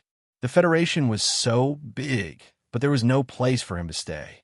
Even if it was just a humble request to stand, would this small building accept him? Sulu slowly pushed open the side door, his right hand in his pocket, gently pulling the trigger. There was a faint, self-deprecating smile on his face. At this point, what else could he ask for? What could he prove? The woman who lives in the other building is on good terms with Sulu. I believe she can delay him for a while. The old man from the Liyuan palace slowly furrowed his brows. He sighed with some disappointment and said, "Being able to make a decision in a short period of time is indeed an excellent quality that a leader must possess. However, in this matter, you have made another mistake." Li Xiaotong furrowed his brows and looked up in confusion. "You have already invested so much in Su Lu, including the last time he went to war with the government. You even helped him escape from the capital. Why are you now stopping this business plan in advance and selling him to the government when there is no return on your investment?" Right now, Li Xiaotong's heart was very heavy. He explained with a slightly hoarse voice, "But he is from the Empire. I said earlier that we're doing business. We can only have things in our eyes." The old man from Liyuan Palace sighed and said, "Since that is the case, why do you still care whether the target of your investment is from the Empire or the Federation? In the past, our Li family didn't have the opportunity to do business with the people from the Empire. Right now, this is the best opportunity. He may be a prince of the Empire. Then, as long as he is alive, there is a high possibility that he will become the emperor of the Empire in the future. If you had persisted in this investment to the end, then this would not only be the greatest investment in your life, it could even be ranked in the top 3 in the history of the family. Other than back then, when our ancestors resolutely sold all the family property to help Emperor Si, where else can we find a project with such an astonishing return on investment? What a pity, what a pity." Li Xiaodong was silent and speechless. The reason why he had made such a decision earlier was actually very simple. It was because over the years, it was very difficult for him to simply view Su Lu as an investment target, but as a friend. When one's best friend suddenly became a person from the Empire, who could be absolutely rational and calm and not feel helpless and desperate.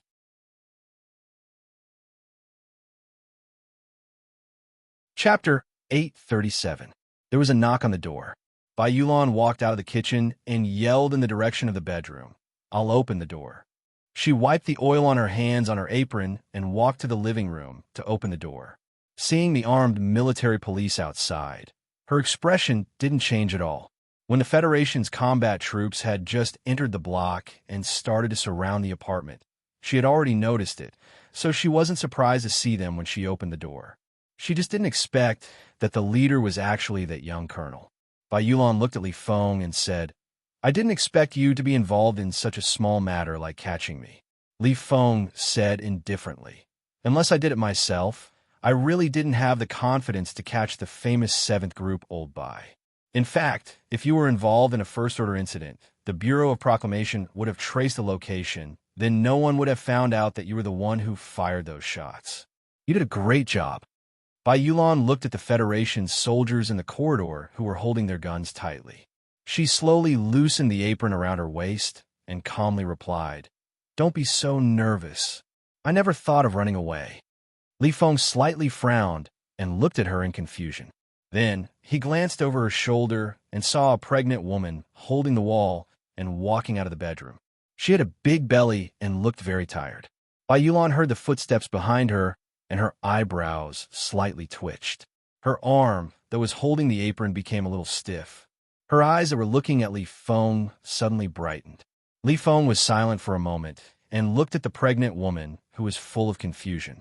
He said with a blank expression, "The government has a special mission. They need to recruit outstanding officers to re-enter the army. Your husband has to go for a period of special training." Inside the dark green bulletproof military vehicle. "How many months?" Li Feng asked. Bai Yulan slightly lowered her eyes and looked at the cold shackles on her hands and feet. She softly replied, "Soon." Li Feng slightly frowned and lit the cigarette between his lips.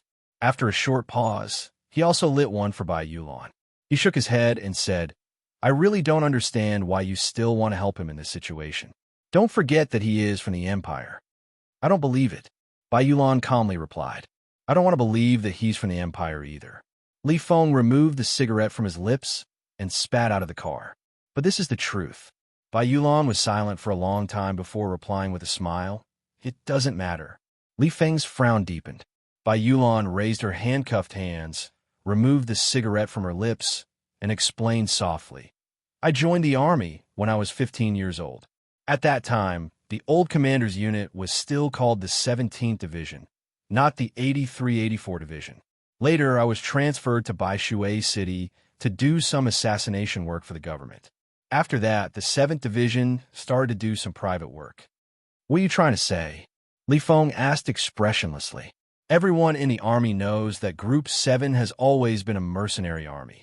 I am a mercenary who only recognizes money. Bai Yulan calmly said, Little boss gave me more than 20 million.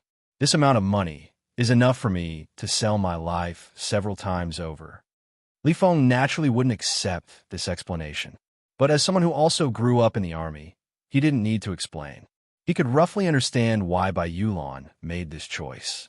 The dark green bulletproof military vehicle fell into silence. Bai Yulan turned her head and looked out of the window. She looked at the fluttering snowflakes outside the building of the Four States Foundation with no expression on her face. At that time, he was responsible for long-range sniping and assisting Sulu, but he left at the most critical moment. Now, he was far away from those years of fighting. His wife was pregnant, but he pulled the trigger at the most critical moment for Sulu. The gunshot rang out again after a few years. It was the same gunshot from that year. The warm restaurant of the small building, the light blue coastal-style dining table, and the beautiful girl in the light blue dress created a warm and comfortable feeling. In this warmth, Sulu lowered his head and quickly ate plate after plate of food. Lulu watched with a smile on her face. The two of them occasionally talked and then returned to silence. It was a feeling of home. The difficult escape and battle made Su Li's stomach very hungry. The taste of mashed potatoes mixed with synthetic fat and green bean paste was actually not very good. But at this time, there was no time for it to swirl around on his taste buds. Lulu was a river-like person. She was very beautiful and young, but she had been in a certain industry for many years. In the autumn of the 66th year of the constitutional era, she once saw a male student sleeping soundly on a bench in a certain brothel in Linhai Prefecture. She once bent her fair and tender legs, painted her nails red, and painted the male student's face red. They gathered together and played cards together, and then she laughed without the slightest restraint. A few years later, that male student became a famous war hero of the Federation. Lulu, on the other hand, was still working in this industry. It was just that the location of her work had changed to the Sunset region of the West Forest region. In that luxurious nightclub, she bravely sat beside the war hero. After that, she had a night of memories of Mozo teasing, fighting, getting drunk, vomiting, and promises. After that night, the war hero sent her back to the capital ring and asked a friend with an amazing family to take care of her. From then on, although Sister Lulu was still in this industry, she no longer had to serve anyone. She began to manage several high-class nightclubs and managed thousands of young and beautiful girls. She became a real sister. When she saw him again today, he was no longer the poor student and war hero of the past, but an imperial spy who was being hunted down by the Federation. I thought you were already married and had children. I didn't expect to see you again. Sula looked up at her and said with a smile, It seems asking Li Xiaotong to take care of you was a mistake. Lulu's eyes moved as she looked at him quietly and said softly, A person like me who hasn't studied much is used to this industry. I really don't know what else to do. Li Qixiao is a good person. Although I know he did it, because of you, in the end he helped me too much. The phone on the table rang. Lulu picked it up and listened to a few words. Her brows slightly furrowed, and she walked to the window and whispered something.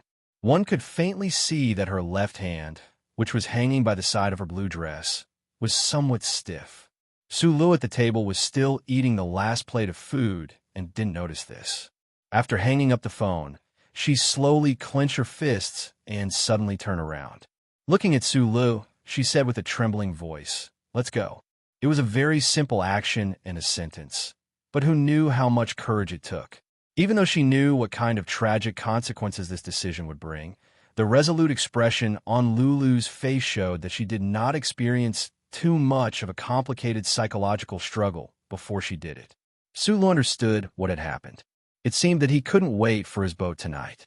He wasn't disappointed or angry about Li Xiaodong's betrayal, but he was somewhat tired.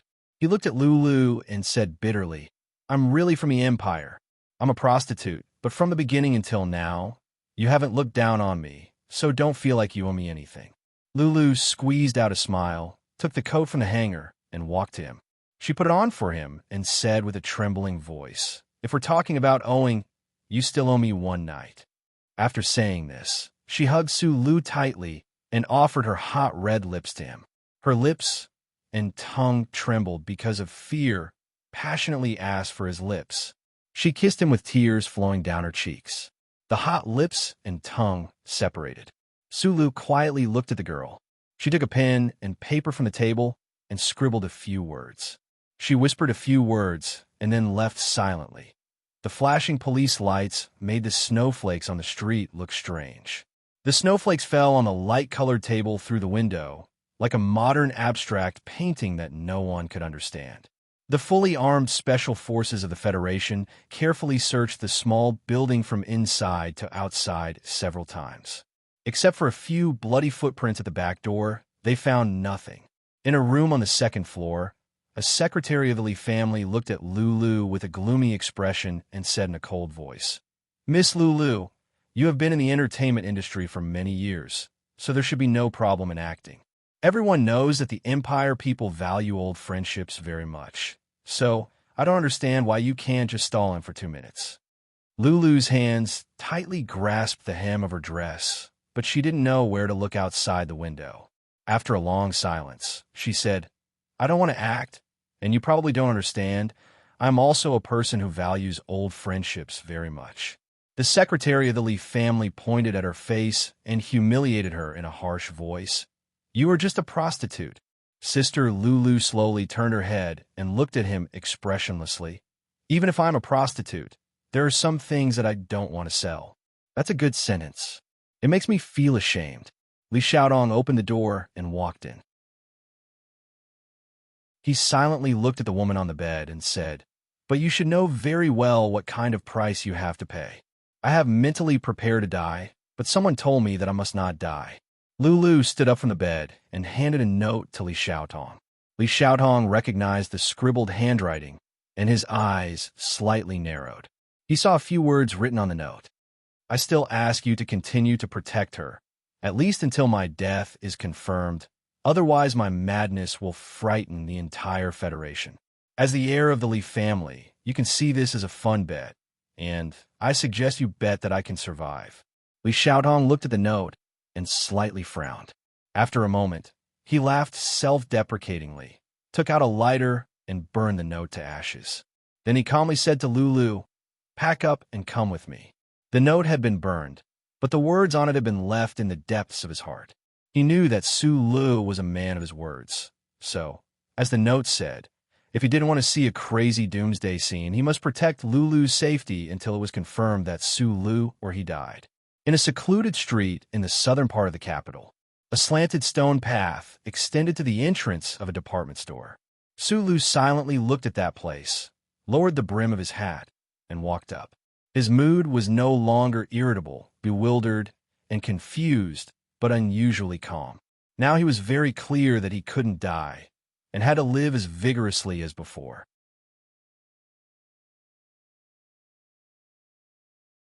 Chapter 838. The Foothill Department Store was a wonderful place, at least for Sulu. In his youth, which was full of the color of escape, only this store, which was hidden at the end of the stone path in the neighboring mountain of the city, and the small courtyard in the slums of the Tianjing planet of the Empire, could bring him a real sense of relaxation. The biggest difference between the former and the latter was that the kind mother and son in the small courtyard was the source of the sense of relaxation, while the department store permeated the walls and even the air. Today, he didn't buy the energy bars used by students. He took a bottle of inferior liquor and 2 bags of peanuts from the depths of the shelves and walked to the small table at the entrance. He lowered his head and silently took out the change in his pocket, put it in front of the boss, and turned to leave.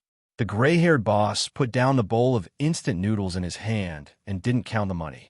He looked at Su Lu, who was about to walk out of the door, and said mockingly, "You are getting more and more impolite. In the past, you at least knew to call me Boss Xiaoshan." Su Li's back stiffened slightly. He turned his head and took off his hat. He looked at him and said bitterly, "How come you can recognize me every time? I have been running a store all my life, and I have never met a fugitive who dared to come back to buy things from me again and again like you did. I even knew that I had already recognized you when the president made the announcement. A fugitive like you is really rare, so of course, it is not easy to forget." Su Lu was silent for a moment and said, "But this time is different from the last time. I am now a citizen of the empire. There's a saying that goes, 'Old friends are as good as new. Old friends are as before.' You may not understand the meaning of this saying, but it roughly means that some people are still strangers even after spending a lifetime with each other, while some people can become lifelong friends just by stopping the car and chatting for a while." The boss looked at him and said expressionlessly, "Of course, there is no such friendship between us, but in my opinion, you can be considered an interesting guy, so I'm willing to spare some precious time to chat with you." The owner of the department store, who was over 50 years old and looked very ordinary, spoke in a very ordinary and simple way. However, the words he occasionally used, such as the two sentences, were interesting. This department store was far away from the downtown area and was located in a remote mountainside forest. Its business wasn't very good. Even the sparrows in the forest dared to proudly pace in front of the door. Looking at such a small store, one's life was probably consumed by the boring TV news and the instant noodles that were hard and soft. So how could it be considered precious? Su Lu scratched his head with his empty hand, not knowing what to say. "Then what should we talk about?" The owner, namely Xiaoshan, tapped the table with his knuckles, looked at the liquor and peanuts in his hand, and said with a frown, "According to the news, you shouldn't be in the mood to drown your sorrows. It doesn't matter what you talk about. The point is that I don't want to see someone waste the liquor in my shop." "Then how do we not waste it?" Su Lu asked doubtfully. "If you treat me to a few drinks, it won't be a waste," said Li Xiaoshan's boss. That a bottle of wine quickly entered their stomachs, and then a second bottle was opened. The dishes to go with the wine were peanuts, a few bags of low-quality snacks sold exclusively to students, and 2 boxes of instant noodles that were really soaked to mush. Su Lu, whose alcohol tolerance was not good, had a layer of vigorous red on his slightly tanned cheeks. Looking at the afterglow of the winter coming through the high-rise building across the hillside, he burped, narrowed his eyes, and said, "I don't want to get on other people's boats because I know very well that once I get on, I will never be able to get off. But it's also stupid to stay here. It doesn't make any sense except to implicate those guys like you who don't care that I'm from the Empire." He finished the cup of low-quality liquor in one gulp, licked his lips with a painful expression, and looked at Li Xiaoshan's boss and said, "From the last escape to this one, in fact, I've escaped many times before. I'm really tired and don't want to escape anymore. But the problem is that I don't want to go on other people's boats. It's wrong to stay here, but I don't want to die. What do you think I should do?" The so-called asking for advice was actually nothing more than venting his pin-up emotions. Before the boss could answer, he shook his head and said self-deprecatingly, "I've rarely, no, never regretted anything in my life. But right now, I'm really regretting it. I feel that this emotion is very strange, very awkward." Li Xiaoshan put the cup to his lips and slowly and silently drank the liquor in the cup without making any sound. Then he picked up 2 peanuts and a piece of dried tofu and threw them into his mouth, chewing hard without paying attention to the details, and then let out a sigh of satisfaction. He looked at Su Lu, whose face was full of sorrow, and said mockingly, "Man is really an animal that is not easily satisfied. You were just an orphan in the East Forest, and now you're a prince of the Empire. You can eat meat without any scruples. What's wrong with life?" This is very similar to what an uncle of mine said. Su Lu filled his cup with liquor and said with a smile. The owner of Mountley Mountain ate a few more peanuts and dried tofu. He chewed hard, and the muscles around his jaw seemed to be particularly strenuous. He said vaguely, My ancestor once passed on the words of a wise man before his death. When you chew pickles and who beans together, you'll taste like walnuts. But I like another sentence better. If you eat peanuts and dried tofu together, you will taste like ham. Before you were executed, you couldn't forget this sentence. This is the attitude you should have in life. The meaning of life is to eat meat and drink wine, to eat and to wait for death. When you understand this, you probably won't be like now, living such a tiring life at such a young age. Sulu stared at the wine cup between his fingers and murmured, "How can it be so easy to understand?" The boss swallowed the noodles in the bowl and continued to scold him vaguely. "If you really took the ticket and boarded that ship and followed the normal path, would you regret it when you were about to die?" Sulu thought about it seriously and then replied, "Yes, although it hasn't happened yet. At least I will for now." A young man regretting the ending that hadn't happened yet when he was old was a very clever way of saying it. The boss laughed out loud and said, "Then what are you thinking about?" "I want to leave. I want to have my own ship." Sulu slowly turned the wine cup between his fingers and looked at the boss with narrowed eyes. His eyes were very bright, and he said sincerely, "Can you help me? This is really not a joke." The boss waved his chopsticks like a sword, and the soup splashed everywhere. "This is a joke passed down by my ancestor. I have studied it for half of my life, but I still don't know what's so funny about it. I guess it's because of the serious lack of information. As for the ship, I have been here all my life. I have never even been to the cinema at the foot of the mountain, let alone the space tourism." Sula knew that the other party was not joking. He stared at his eyes in shock and asked, "You have been here all your life? You must have been to school, right?" "I'm a self-taught genius." The boss paused and didn't continue to explain the joke related to these 4 words. "Then wouldn't you suffocate to death?" Sula looked at him thoughtfully. "Can a living person suffocate to death?"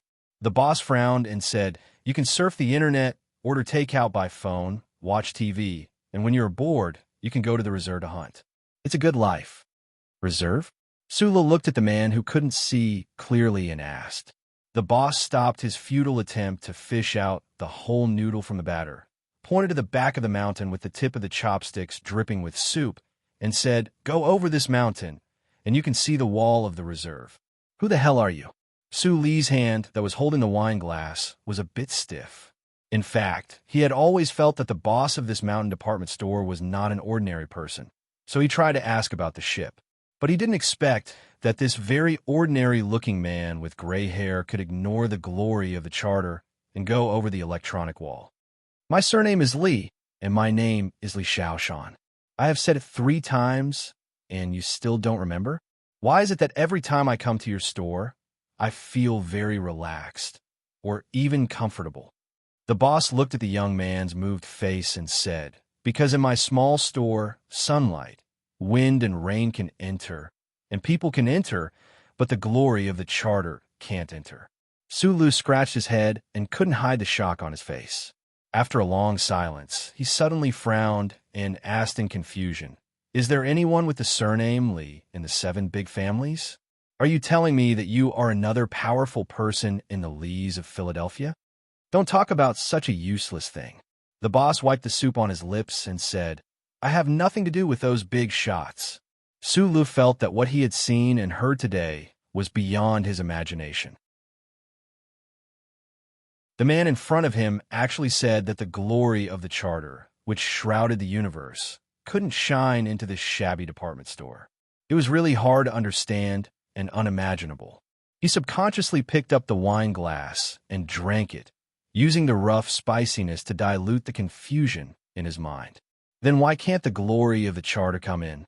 Because this store and the mountain behind it belong to my family. When the electronic surveillance network was built, this place was excluded.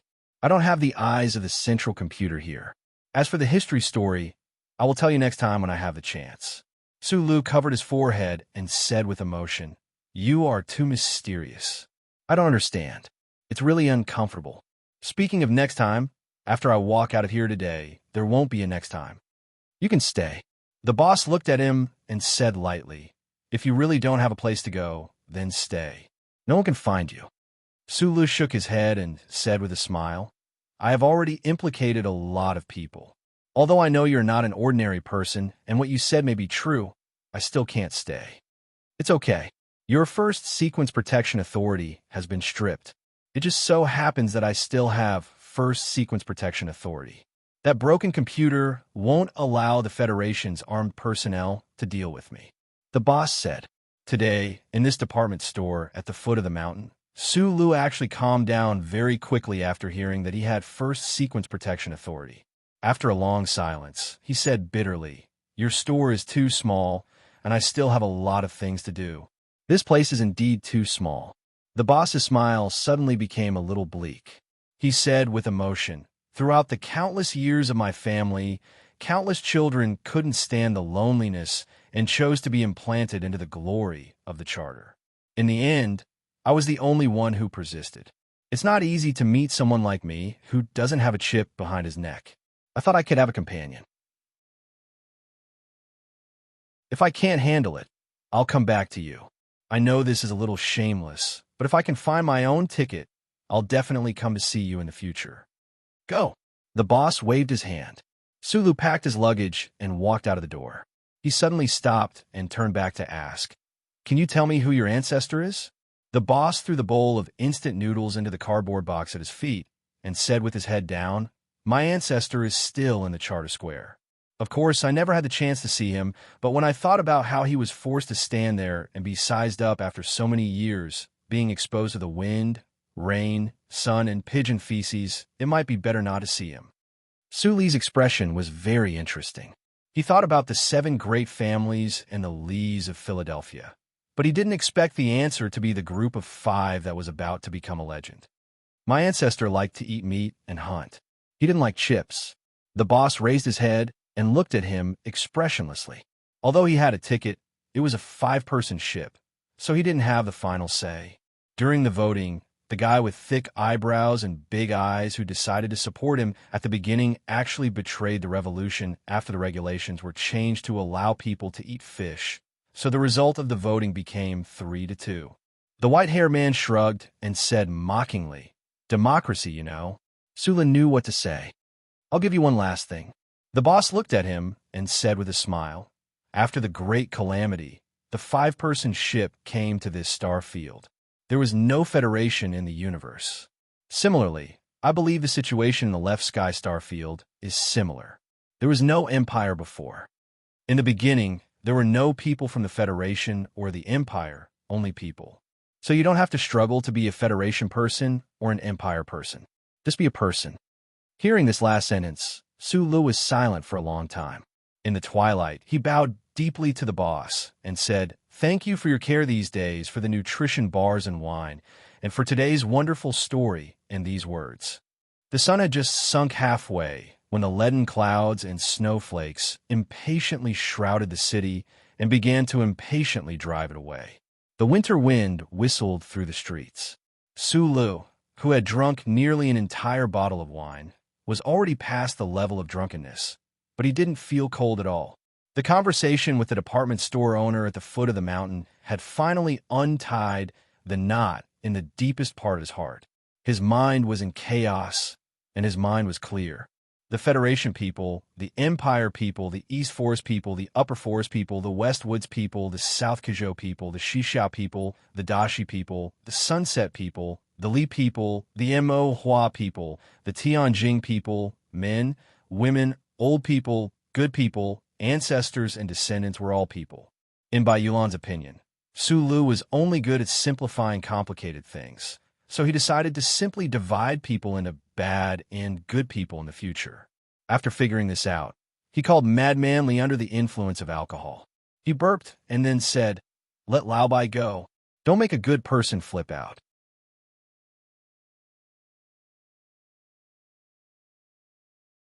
Chapter 839. On the snowy street, beside his cheeks that were burning because of the cheap liquor, Madman Li's clear and cold reply came from the phone. You can let him go, but you have to trade yourself for it. There was a path hidden in the woods ahead.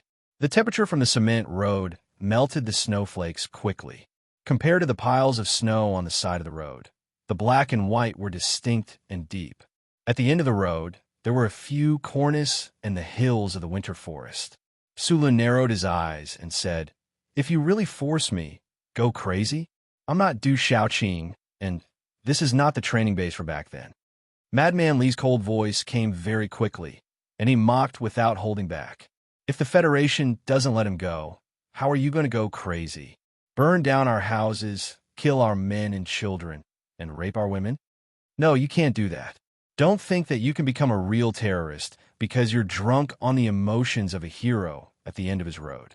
Even if you've assassinated Macklin and killed many people, you can't use that to threaten the Federation, much less me." Sulu walked along the black and white road into the depths of the winter forest. He slowly stopped in front of an antique stone statue and said calmly to the other side of the phone, "For an unlucky person like me, in such a desperate situation, I still can't do what you said. Then, I should be a good person, right?" The other side of the phone was silent. A good person has a reason and a right to live. Sulu took a deep breath, shook his arm, and flipped over the heavy stone statue in front of him. He said, "Those who help good people live also have a reason to live, like Lao Bai." The heavy stone statue fell to the ground with a muffled thud, splashing snow and mud. Madman Li on the other side of the phone still didn't say anything. Sula knew that the glory of the charter was accurately locating him at this moment, but he didn't care. He jumped into the hole covered by the stone statue expressionlessly and continued, "Since I came to the capital ring from Donglin, I've been listening to and reading a sentence. There is no reason in the universe. Today, I'll show you a reason. If you found me, come quickly and send me someone useful." Madman Li on the other side of the phone finally spoke.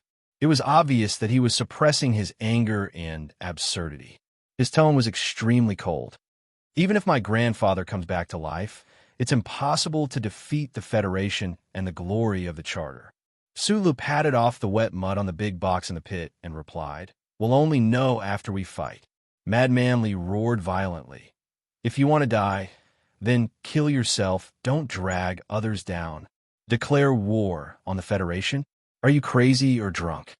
Sulu pushed the heavy box to the ground and burped while rubbing his stomach. Smelling the pungent smell of alcohol and peanut instant noodles around him, he couldn't help but frown and reply, somewhat embarrassedly, "I really drank too much." Sulu had never fought a battle without preparation. The heavy box buried under the stone statue was the backup ammunition that he had buried in advance before the first war with the Federation. Because the firepower of these guns was too fierce, he had never used them when he was inexplicably turned into a citizen of the Imperium and was hunted down by the Federation for many days. Until today, the heavy box that was almost as tall as his chest was dragged quickly on the snow, crushing the frozen soil and frost grass. A large pile of snow and mud accumulated in front of the box, but it didn't slow down at all. In a very short time, it entered a quiet and noble garden building. This place was called the Ivy Garden. The seventh young master of the Li family, Li Xiaotong, lived here. In the front and back of the villa, all the people who lived in it were famous people of the Federation, high officials, and nobles. It was very far away from the world of the common people. It was a very cold winter, but there was artificial warming water flowing in the garden. Accompanied by the odorless fragrance of the winter plums, white snow covered the antique cornices. It was very interesting. This was the battlefield that Sulu had chosen. During this period of time on the run, he had only been running and had not launched a counterattack. There were many complicated psychological reasons for this, but now he had to launch a counterattack. Because of Lulu, because of Lao Bai, the government might even investigate Zhou Yu. Therefore, other than being strong enough to survive, he had to use a certain method to display his powerful destructive power. He had to make the federal government feel pain and fear. Of course, he had to admit that the 2 bottles of low-quality liquor in the department store at the foot of the mountain also played a very important role at this time. Standing on a platform that led to an underground heating pump room with 3 thick walls and water behind it, Sulu fiercely spat into the stream that was piled with snow, smashed open the box, and began to organize the guns with an expressionless face. His brain began to work quickly, once again planning the escape route after the battle. A buzzing sound came from below the clouds in the distance. The shadows of dozens of twin-armed helicopters could be faintly seen in the snow. Although they were far away, the momentum was still very shocking. The snowflakes danced like a young girl's skirt. The sky was gloomy, but he could still see. The sun in the west had already set. He didn't know if it was the end of someone. Sulu narrowed his eyes and looked in that direction. His hands moved quickly, and the automatic sniper rifle with the electric valve removed made a clicking sound. That day in the wet, he didn't get on other people's boats. In the end, there was no boat, but now he had an escape route. Although the world at the end of the escape route was small and strange, there were instant noodles, peanuts, and this damned liquor. What was there to be afraid of? With a whoosh, his arms accurately and quickly raised like a machine. In an instant, he perfectly aimed and prepared to fire. Without hesitation, he pulled the trigger. The direction of the H-12 sniper rifle was not the helicopter in the snowy sky, but the winter forest at the other end of the stream. The vigorous fire shone out from the black muzzle. The air around the muzzle suddenly shook. The snowflakes first froze, and then they were torn apart and melted. Pop, pop, pop, pop, pop. Once the sniper rifle fired, it didn't stop. Across the extreme shooting distance, it sprayed high-speed bullets toward the stream. Countless muffled groans sounded in the winter forest where not even a shadow could be seen. The faint sound of heavy objects falling to the ground could be heard. Sulu stood with his feet in front of him. He narrowed his eyes and maintained the most perfect shooting posture. He completely ignored the bullets coming from the opposite side.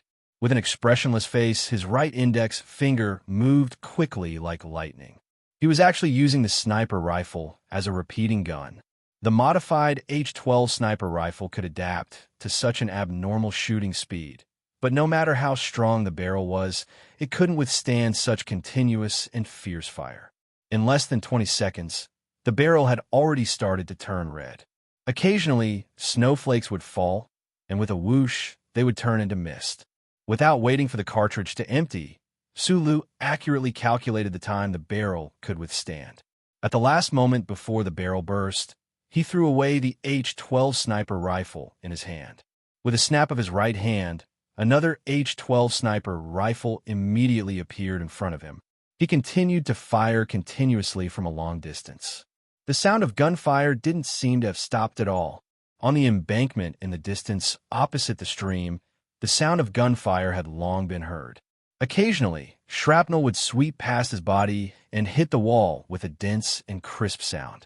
There was even a piece of shrapnel that was lucky enough to hit his chest. It fiercely pierced into the heavily damaged hard ceramic bulletproof vest under his jacket. However, Sulu only slightly bent his knees. His face paled, but there was still no change in his emotions. He just stood there in the wind and snow and silently fired. Feng Yu had once said in the middle of the wetlands that dealing with the charter computer was, in fact, dealing with the people who used the charter computer. Sulu chose to start the battle here. Starting the battle now was to determine that the Federation government couldn't possibly use a truly destructive weapon to deal with him. This was the capital, a densely populated area. This was the Ivy Garden, where the powerful resided. Even the most precise, guided missile would cause irreparable consequences. More importantly, Sulu had gradually come to understand that politicians were businessmen. They were greedy and incomparably confident. When they thought that they didn't need to pay a higher price to get rid of him, then they definitely wouldn't pay a higher price. In the gray and black sky on the other side of the wind and snow, dozens of twin-rotor armed helicopters were approaching at high speed. The atmosphere was solemn and terrifying. The rocket launchers on both sides of the cabin could be launched at any time. Sulu narrowed his eyes and looked at the federal forces that were already faintly appearing on the other side of the winter forest. He placed the sniper rifle in front of him and directly lifted the two large weapons. The six-barreled rotary Darling machine gun began to fiercely spit out flames. The high-speed stream of bullets cut the snowy sky into pieces of broken space. In the winter forest on the other side of the stream, a ricochet line that represented death suddenly appeared. Countless hard arbor trees, following the slight movement of the gun barrel, burst into mournful white fragments and bloomed with a bang. This was the Federal Forces' most powerful firearm. On a crowded battlefield, it was even more terrifying than the ACW. It was usually installed in military mechas or armed helicopters. Other than a monster like Xiong Lin Quan, not many people could use it in single combat. At this time, Su Lu was holding the two six-barrel Darling machine guns and fiercely firing. His arms, which did not look ridiculously muscular, appeared to be extraordinarily relaxed. Even the powerful reaction force only made his shoulders shake slightly. It looked like he was expressing his contempt for the Federal Forces in all directions. The Small Eyes Special Forces in the winter forest were directly suppressed by the terrifying rain of bullets on the embankment. They could not raise their heads at all. No matter how strong the troops were, in the face of such inhuman firepower, they had to temporarily avoid the front line. If the two terrifying six-barrel Darling's bullets were slightly lower, even the frozen and abnormally hard embankment would have been flipped over a few layers. The ammunition in the box on the platform was rapidly decreasing. The buzzing, high-speed rotation of the six-gun barrels began to turn red. It was just unknown whether the bullets would run out first or the gun barrels would collapse first. However, Sulu did not care about this. As soon as he finished suppressing the fire, he quickly raised the H-12 sniper rifle again and pointed diagonally into the air. He continuously pulled the trigger at the nearest armed helicopter flying in the air. The two completely different shooting methods switched so quickly without the slightest feeling of stagnation and awkwardness. The sniper rifle's bullet accurately cut through the snowy sky and hit the right rotor arm of the helicopter. The dull sound of metal breaking suddenly rang out, and a burst of sparks burst out from the rotor arm. The helicopter, which had lost its balance, twisted and turned, and fell into the cold lake, creating a large splash. Sulu immediately aimed at another armed helicopter at a 74-degree angle to the right. The special forces of Small Eyes in the winter forest were about to enter the next wave of attacks. He did not have the ability to deal with dozens of armed helicopters. He had to finish today's battle as soon as possible, then quickly retreat, then hide, and then fight again. However, the development of the situation was completely different from what he had imagined. Just as he was about to pull the trigger in a frenzy under the influence of alcohol, a drop of water splashed into his eyes, and his vision was suddenly blurred. At this moment, Su Lun narrowed his eyes and thought. The place where the helicopter fell into the lake was clearly a full 2 kilometers away from his shooting position. Why did the splash of water splash into his eyes? What followed was 1 drop of water, 2 drops of water, 3 drops of water, 10 drops of water, 100 drops of water, countless drops of water. The water droplets gathered into a downpour, falling from the dark clouds of snow, pitter-patter, falling on the ivy garden, which was no longer as tranquil and noble, and falling on his body. Sulu, who was wet and cold all over, was silent. Why did it rain so freely on such a cold, snowy day? The drooping clouds he was looking at suddenly changed. It was as if there was an invisible force that was slanting forward from the sky above his head. The ink-black snow clouds were extremely disturbed by this force. They scattered in all directions in fear, forming an exceptionally clear line. On both sides of the stream, everyone above the snowy sky seemed to hear a loud buzzing sound at this moment, but it also seemed like they did not hear anything. They just subconsciously forgot about the battle and turned their gazes to the end of the rolling cloud line. The end of the rolling cloud line suddenly tore open, revealing a huge hole. The setting sun, which had already sunk into the horizon, generously left behind a brilliant twilight like peach blossoms in that part of the sky. A spaceship bathed in this beautiful twilight, seemingly slow, but in reality, it was descending at an extremely fast speed. This black spaceship's body was densely packed with metal components using some unknown method. It was completely impossible to tell what it originally looked like. It could not even be described as broken. It was more like a pile of old and abandoned metal components that had been stored in a space garbage station for hundreds of thousands of years. However, it was such a dilapidated spaceship that descended in the final twilight, but it was enough to give the people who witnessed all of this an incomparably shocking psychological feeling. The terrifying air turbulence caused by the high-speed descent of the broken black spaceship instantly made dozens of armed helicopters around it lose their proud mobility. Several helicopters lost control and miserably fell into the lake, while the armed helicopters further away, in panic, retreated at the highest speed in all directions.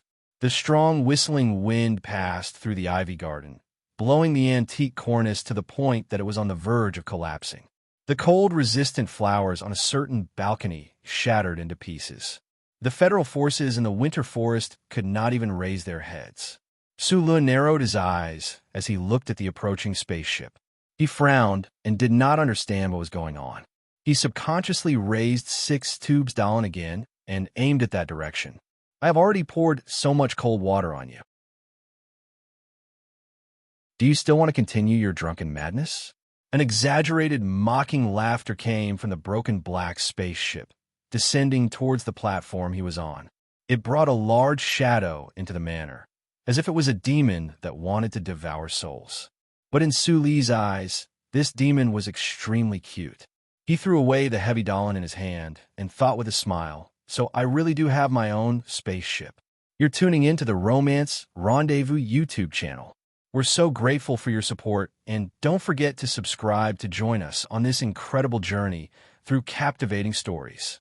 Your generosity through donations truly makes a world of difference, as it's the primary source of revenue that allows me to expand and enhance this channel for you. Thank you from the bottom of my heart for being a part of this adventure.